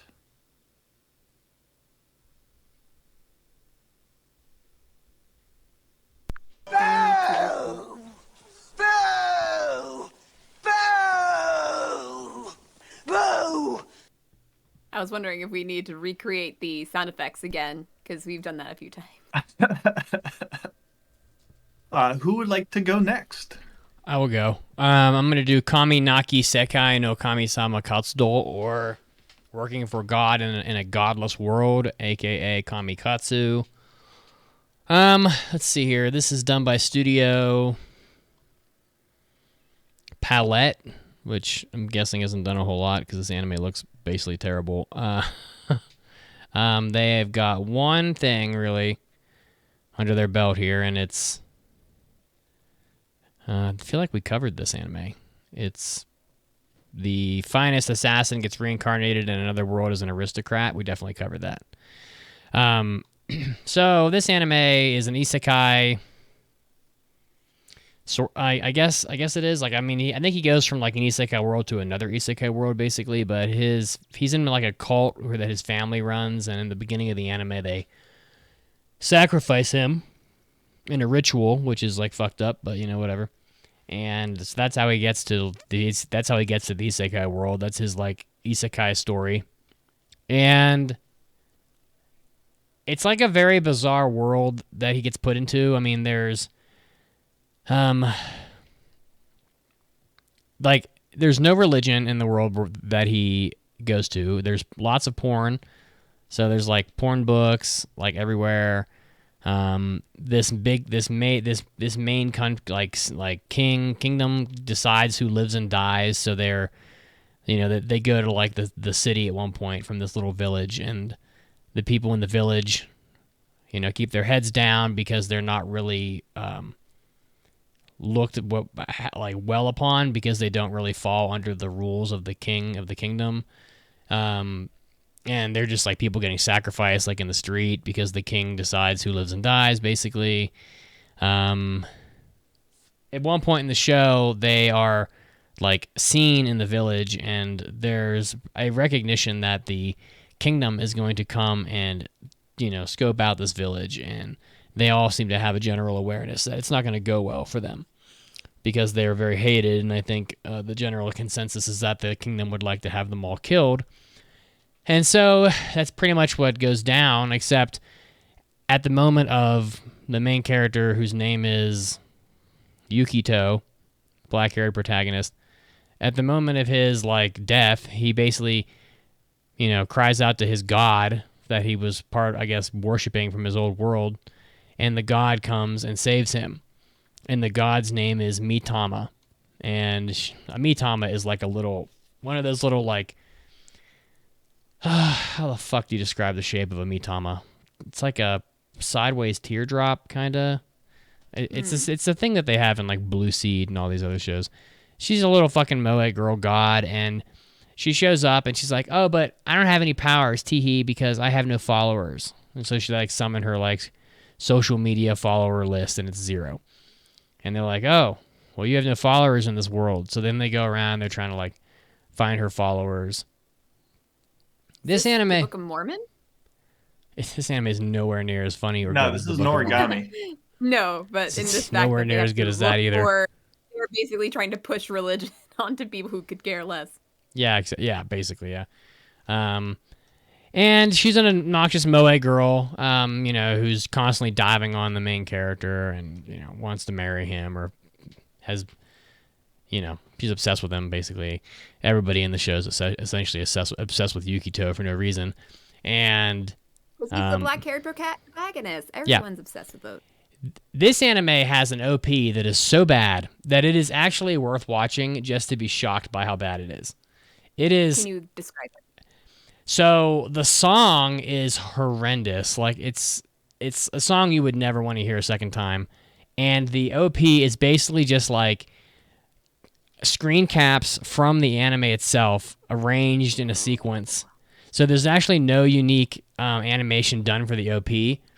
It's basically, Yes, the Just chat is asking not like screen capped images or screen capped video. Video. So Misplaced Nerd from the Twitch asked if it's worse than Birdie Wing. I guess as far as the OP goes, it is much worse.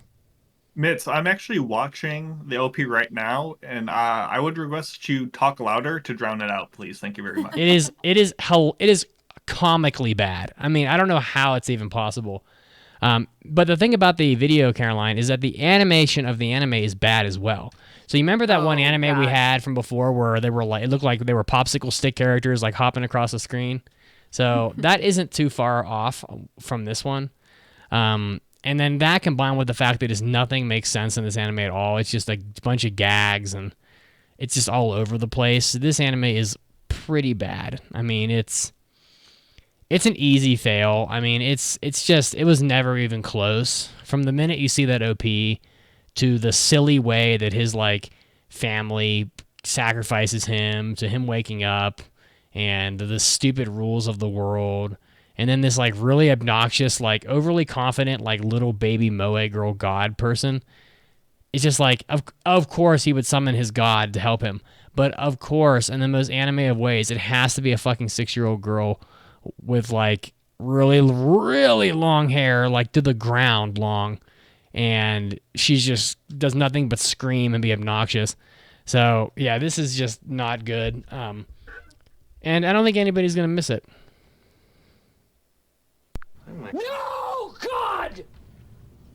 No, God, please, no! No! No! No!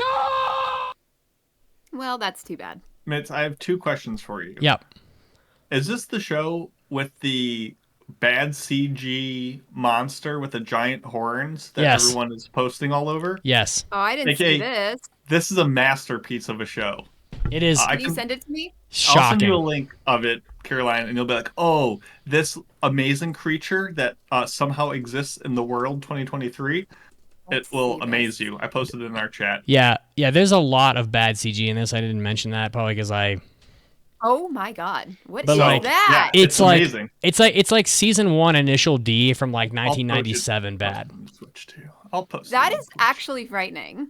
I know. Except Initial amazing. D had everything going for it in the right way, and this anime has nothing going for it. So in Initial D, you forgive the bad CG because the anime itself is so good. And coherent, and like has a good story with good characters. This anime is just like, I don't know, has nothing going for it. I'm actually amazed it has a 6.8 online. That seems way too high. It should be in the 5s probably. So the one thing I want to add about the OP, I just watched it. I couldn't really hear it, so I can't vouch for the quality of the song. But this is the first OP I've seen in a long while. The opening that uses the scrolling credits. Every other OP I feel like I see nowadays artfully, or at least attempts to creatively, like, combine the visuals with the credits and do it in fun ways or interesting positions or unique text or something so that it all blends as one experience. Whereas this show is just like, nah, just fucking roll them. Just zip them by the screen, which just is a great showcase of how lazy and uncreative the show is.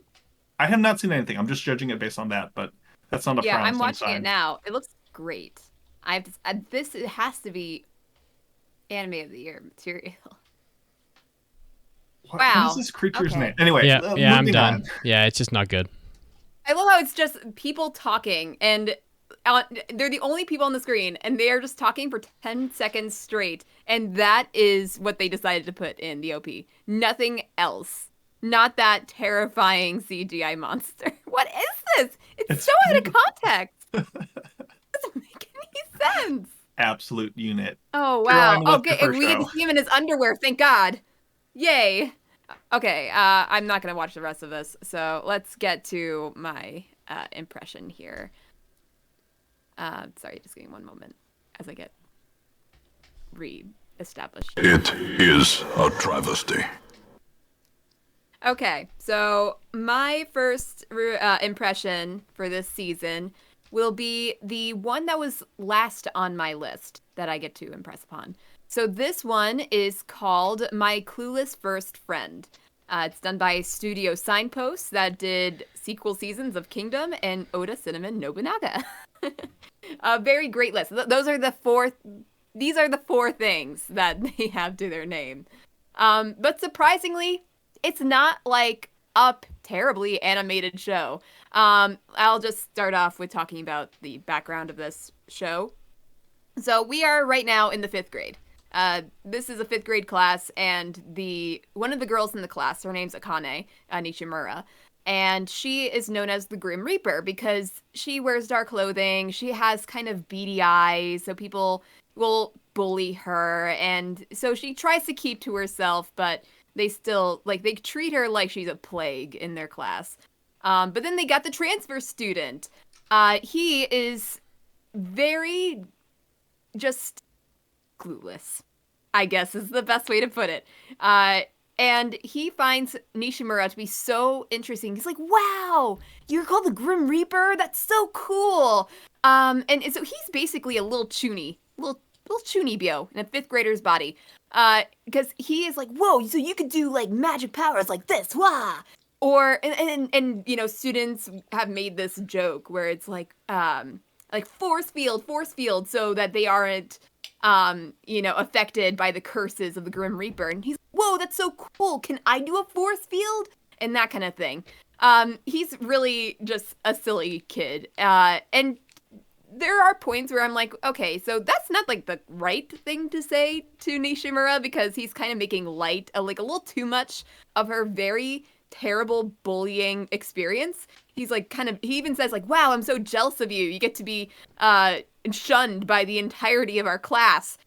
But he means it well, and he becomes her first friend. And honestly, it's a fairly cute show. If you enjoy like Kimi no Todoke, or it's a little bit like Komi-san too. Maybe even a little bit like Kubo-san, like those kind of shows, but especially if you like I can't even say it. From Me to You, this is very much of that nature, except they're in 5th grade.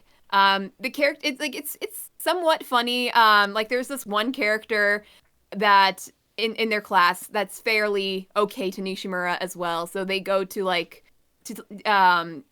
temple to take a picture because like, oh wow, maybe we can get like a ghost in the picture or something. So he pops up and he's like, wait a minute, you got to do it like this. And Nishimura says like, the other kid, Takada, the coolest one, he goes like, wow, you sure know a lot about this kind of stuff. And Nishimura goes, well, he only knows 2 things, supernatural stuff and tank tops. Because he's always wearing a tank top. And those are his 2 character traits, is that he likes supernatural stuff and tank tops. And most of the jokes surrounding this kid is how much he loves tank tops. And I'm like, I also love tank tops. Yeah, so it's a little out there, but it can be pretty fun. Especially white ones. I'm sure that the rest of the show is going to be, about Takeda bringing Nishimura out of her bubble and trying to get her some new friends. Just based through his cluelessness, but honestly, it's a little smart in a way with his cluelessness, and he's not doing this on purpose, but he finds ways for her bullies to admit to themselves that Nishimura is an actual person and not like this Grim Reaper character that they keep on making fun of her to be. So actively trying to get them to admit to their bullying to themselves, and this is just through his cluelessness, because he's trying. He's not. It's like he's acting dumb, but he's not acting. And it really works in that case. If you have like little kids and you still want to watch an anime with them, I would recommend this one. It's pretty decent, and I think it's fairly enjoyable for all parties. Unfortunately, gonna have to fail it because I don't think that. I feel like there are better things on my list that I would want to pass, so it's a fail.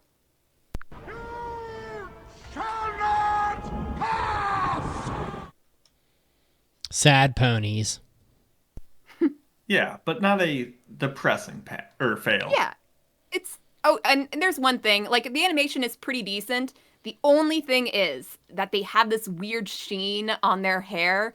Like it's made out of plastic, and you can see the light beaming off of it all the time, as if there's like a lamp hitting it, and it's like it's a little weird looking. Take away that, the rest of it's pretty good. All right, who's next? The next show I have to talk about is my number 3 pick, Tengoku Daimakyo, or Heavenly Delusion. And the reason why I'm talking about it today is because I have a lot of really good shows on my list, and I am not sure which ones I'm going to pass. But I'm sure I'm going to pass this one because it is a really good show. It is telling the story of a group of kids inside this new age technology the system. They're kind of in an isolated grid where they're cared for by these robot masters, and they call this place heaven, and all these things are taken care of for them, but it's, things aren't quite as they seem, and it's kind of like, ooh, what's going on? And the other half of the story takes place outside of the world, where we follow 2 characters named Maru and Kiriko, who are out looking for a place called heaven. And they wander these desolate post-apocalyptic streets after some unspecified disaster that happened 15 years prior. They're scrounging for food and new shoes and just a livable place. They're assaulted by vagabonds that are kind of just bozos, that are old guys that try to rob them of their luggage and stuff. It's just, a classic post-apocalyptic buddy adventure trying to find a place of salvation. And it's done by Production IG, who have not done much as of late, based on a manga, and it is in Disney Plus. So not easy to find, but man, is it worth it, because it is just this really good seinen post-apocalyptic story done by the same creator of As Yet the Town Moves, which I really love.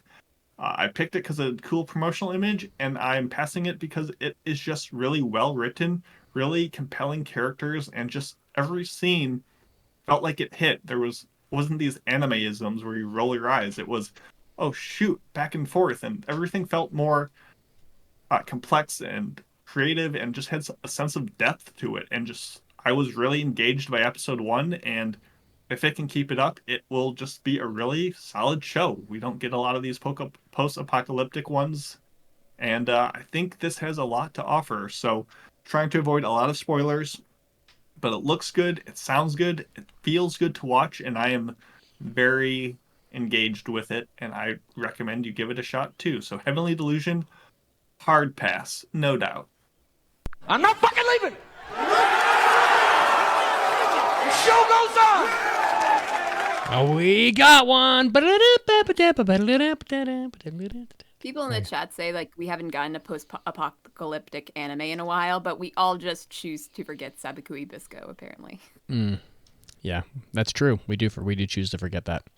I mean, they do happen. It's not like it's a rare breed of like, oh my goodness, we got one. It's just not one that feels good. Like Tact OP Destiny, like that's kind of post-apocalyptic. Oh, yeah. Man, that was doo-doo butter and a half. So it was. We'll see. I've got hopes. All right, the next anime is Ranking of Kings, The Treasure Chest of Courage, featuring our favorite characters, Boji and Kage.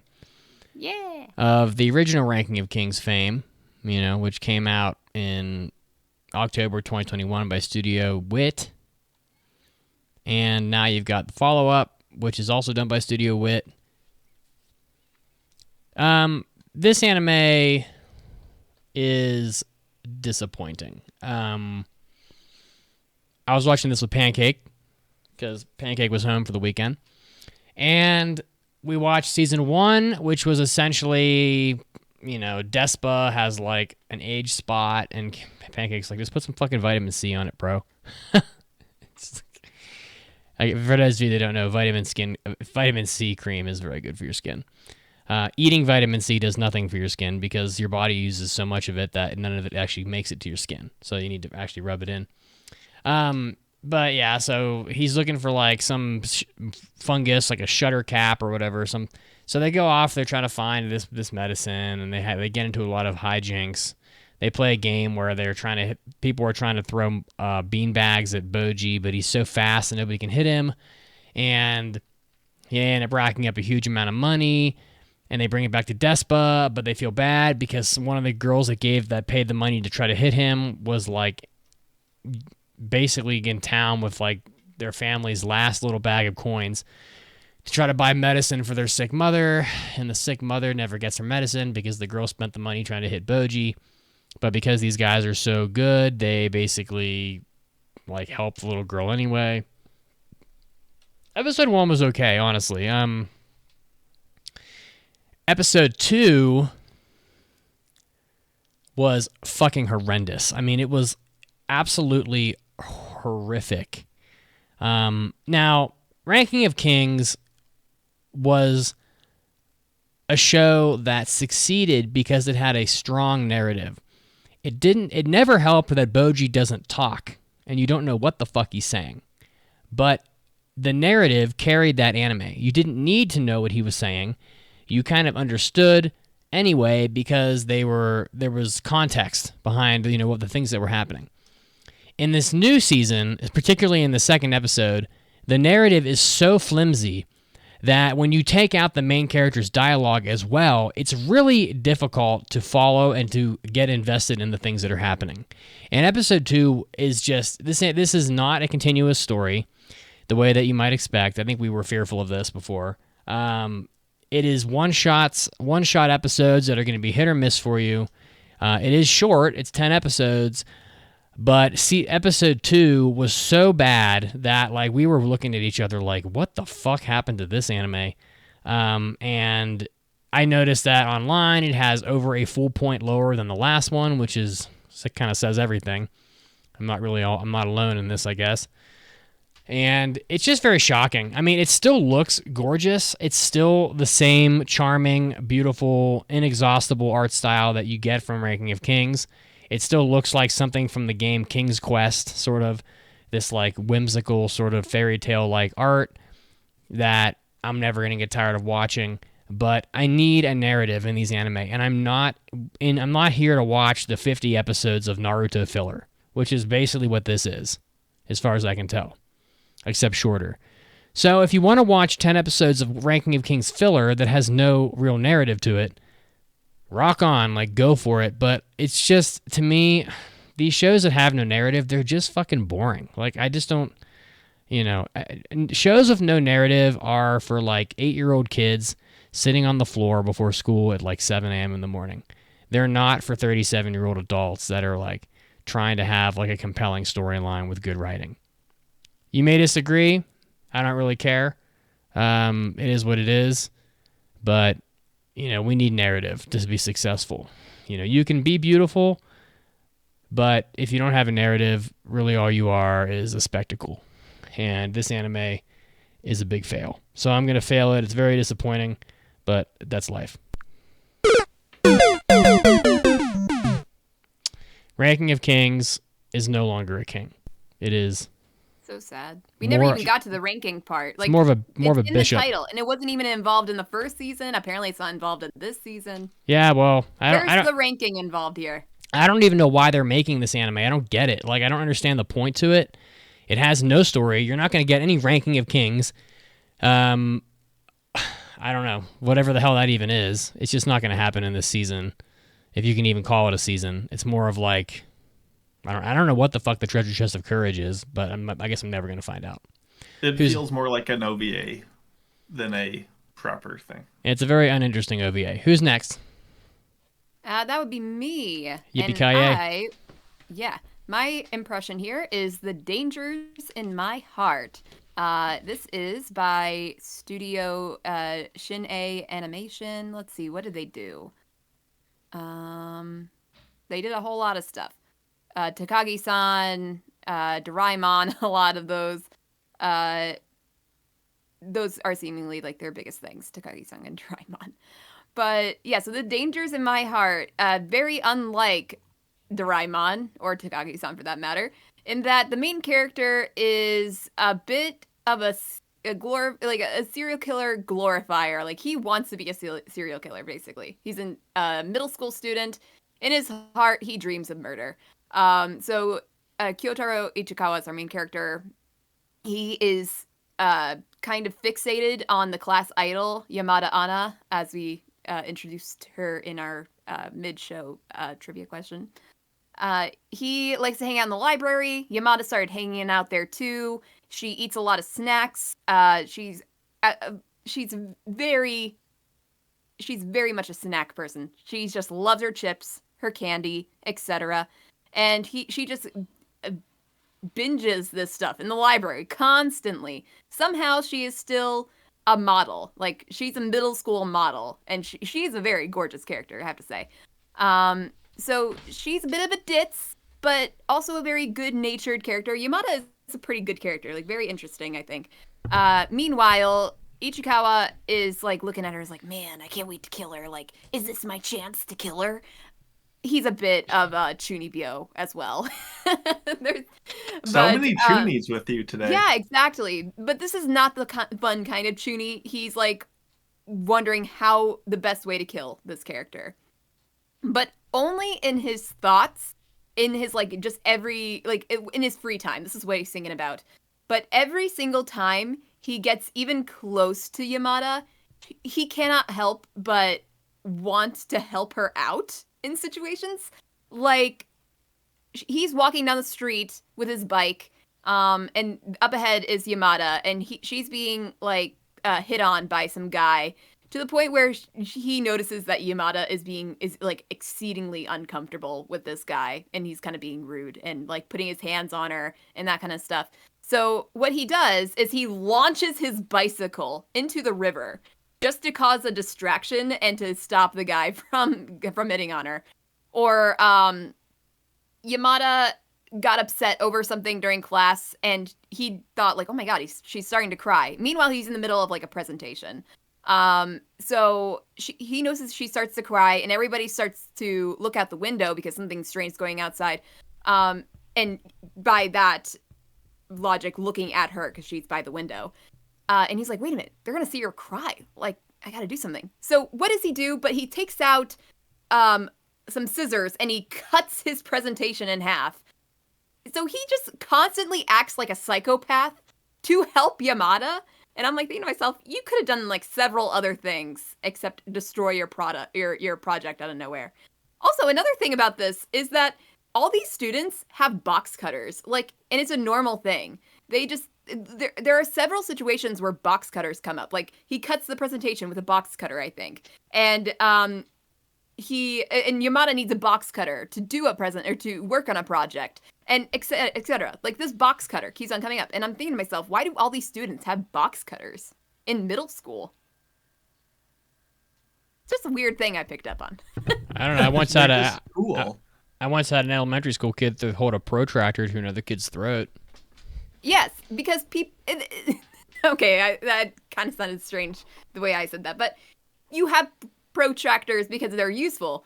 You don't need a box cutter in middle school. You're not cutting many boxes! What are you cutting? They can't be cut with I've seen cool devices. With safety scissors. Is this anime CG? No. It actually looks pretty good. Fucking CG. Like, the animation is very good.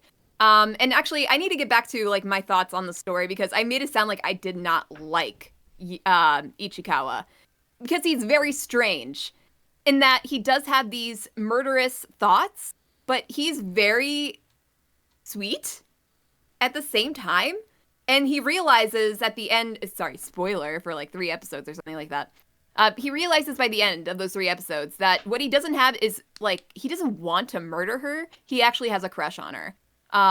Which, I mean, how do you get those 2 things mixed up? I don't know. Maybe he's just so in his chuny ways that he doesn't realize the difference. And they form, like, a bit of a friendship, and it's kind of cute. And if Ichikawa can lay off of the murderous tendencies bit, I would really like him. And Yamada's really good too. And as I said, the animation is very nice. It looks great. And it also sounds great, because I was listening to like the music, especially at the end of each episode, where they have like this really nice piano music playing. And I'm like, wait a minute, this sounds familiar. And I look it up and I knew it. It's by the same guy that did A Silent Voice. And it sounds great. Yes, he did the music for this. Oh my goodness. He is as myths might say, based. He's amazing. Yeah. So it sounds great. It looks great. I like the characters. There's some interesting,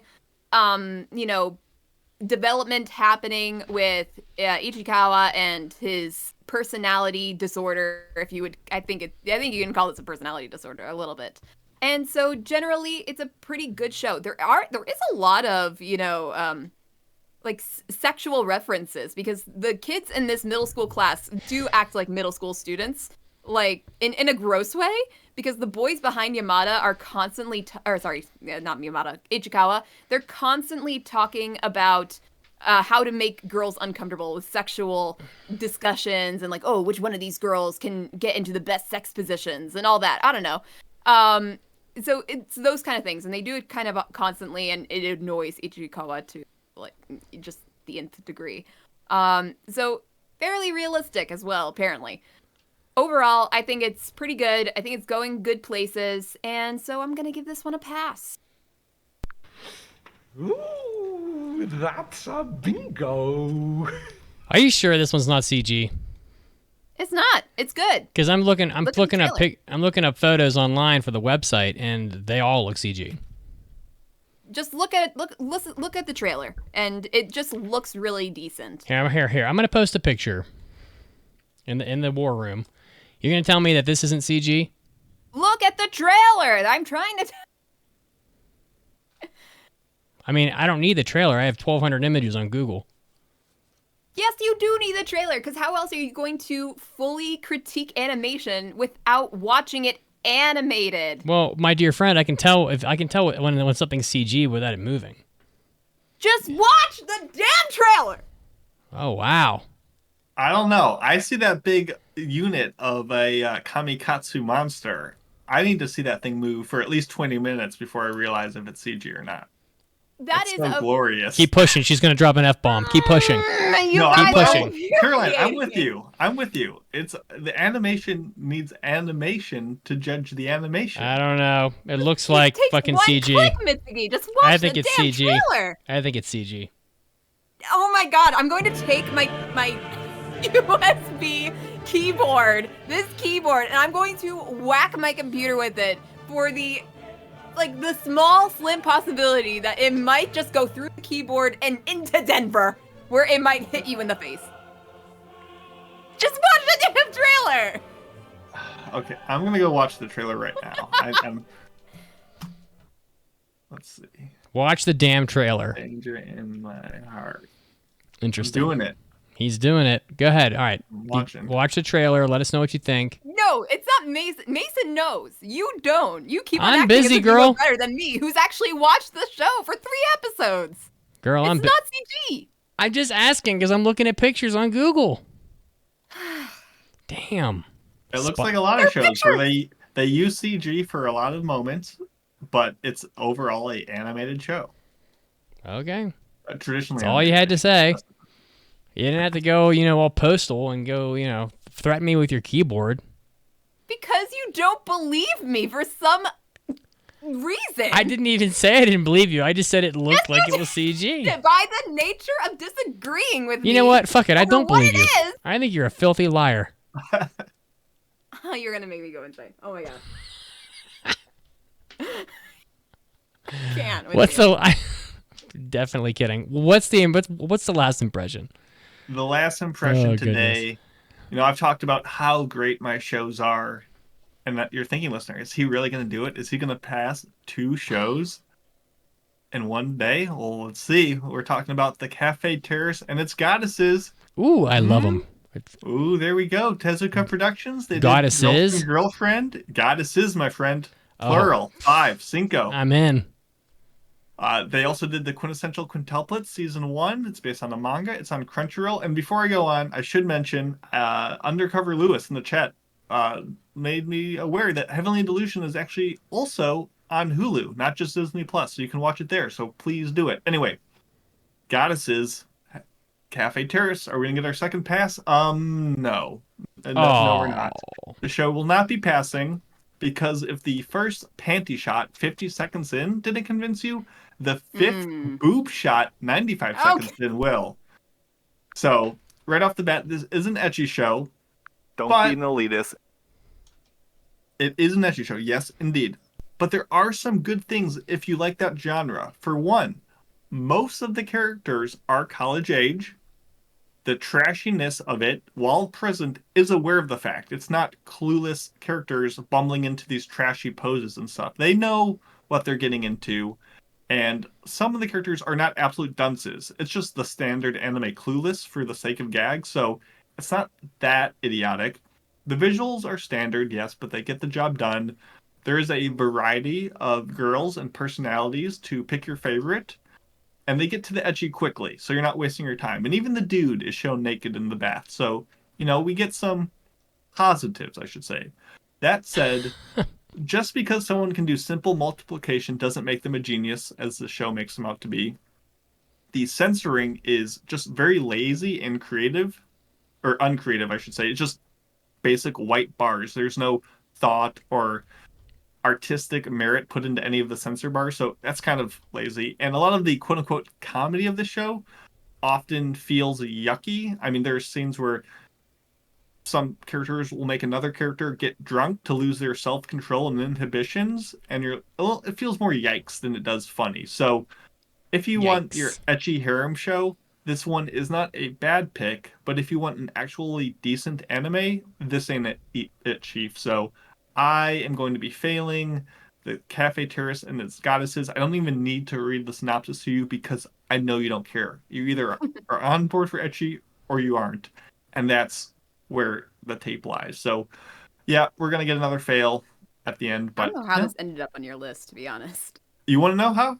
It's because I originally picked the Kizuna no Aleo or something. It was some CG idol show because it had, I think it was Wit doing a part of it. So I was like, oh, I like Studio Wit. Let's see what they're doing. And it just is the worst thing I've seen in a very long time. It's so bad. It's 1,000 times worse than this show. So I swapped it out at the end, but there was no good shows to swap it out with. So I swapped it out with this, and I watched a couple episodes, and boy, was this also not great. Not the worst ecchi I've seen. No, there is something to it if you like that genre, but this is not going to do it. But hey, we passed 2 shows, Heavenly Delusion and The Dangers in My Heart. CG questionable, up for the listener to decide. It's not! But that was our show, episode 674 of the Allergy Addicts Anonymous podcast, where we did a pretty good job not coughing in your ear the entire time. Thank you, everyone, for listening. Don't forget to follow our Twitter, our Discord, all that stuff, but mainly just go to AAApodcast.com for the merch store, to support us on Amazon Addicts, to get those waifu lists in. Submit your mailbags. Just everything is going to be there. iTunes reviews really go a long way. Telling friends about us really goes even further. And next episode, more spring impressions, more spicy takes. What will pass, what won't? Place your bets now. And we'll see you next week, everyone. Have a good one. What will Caroline threaten Mitsugi with next week? Oh, there are so many choices. I'm hoping a rake. A rake. All right, see you guys.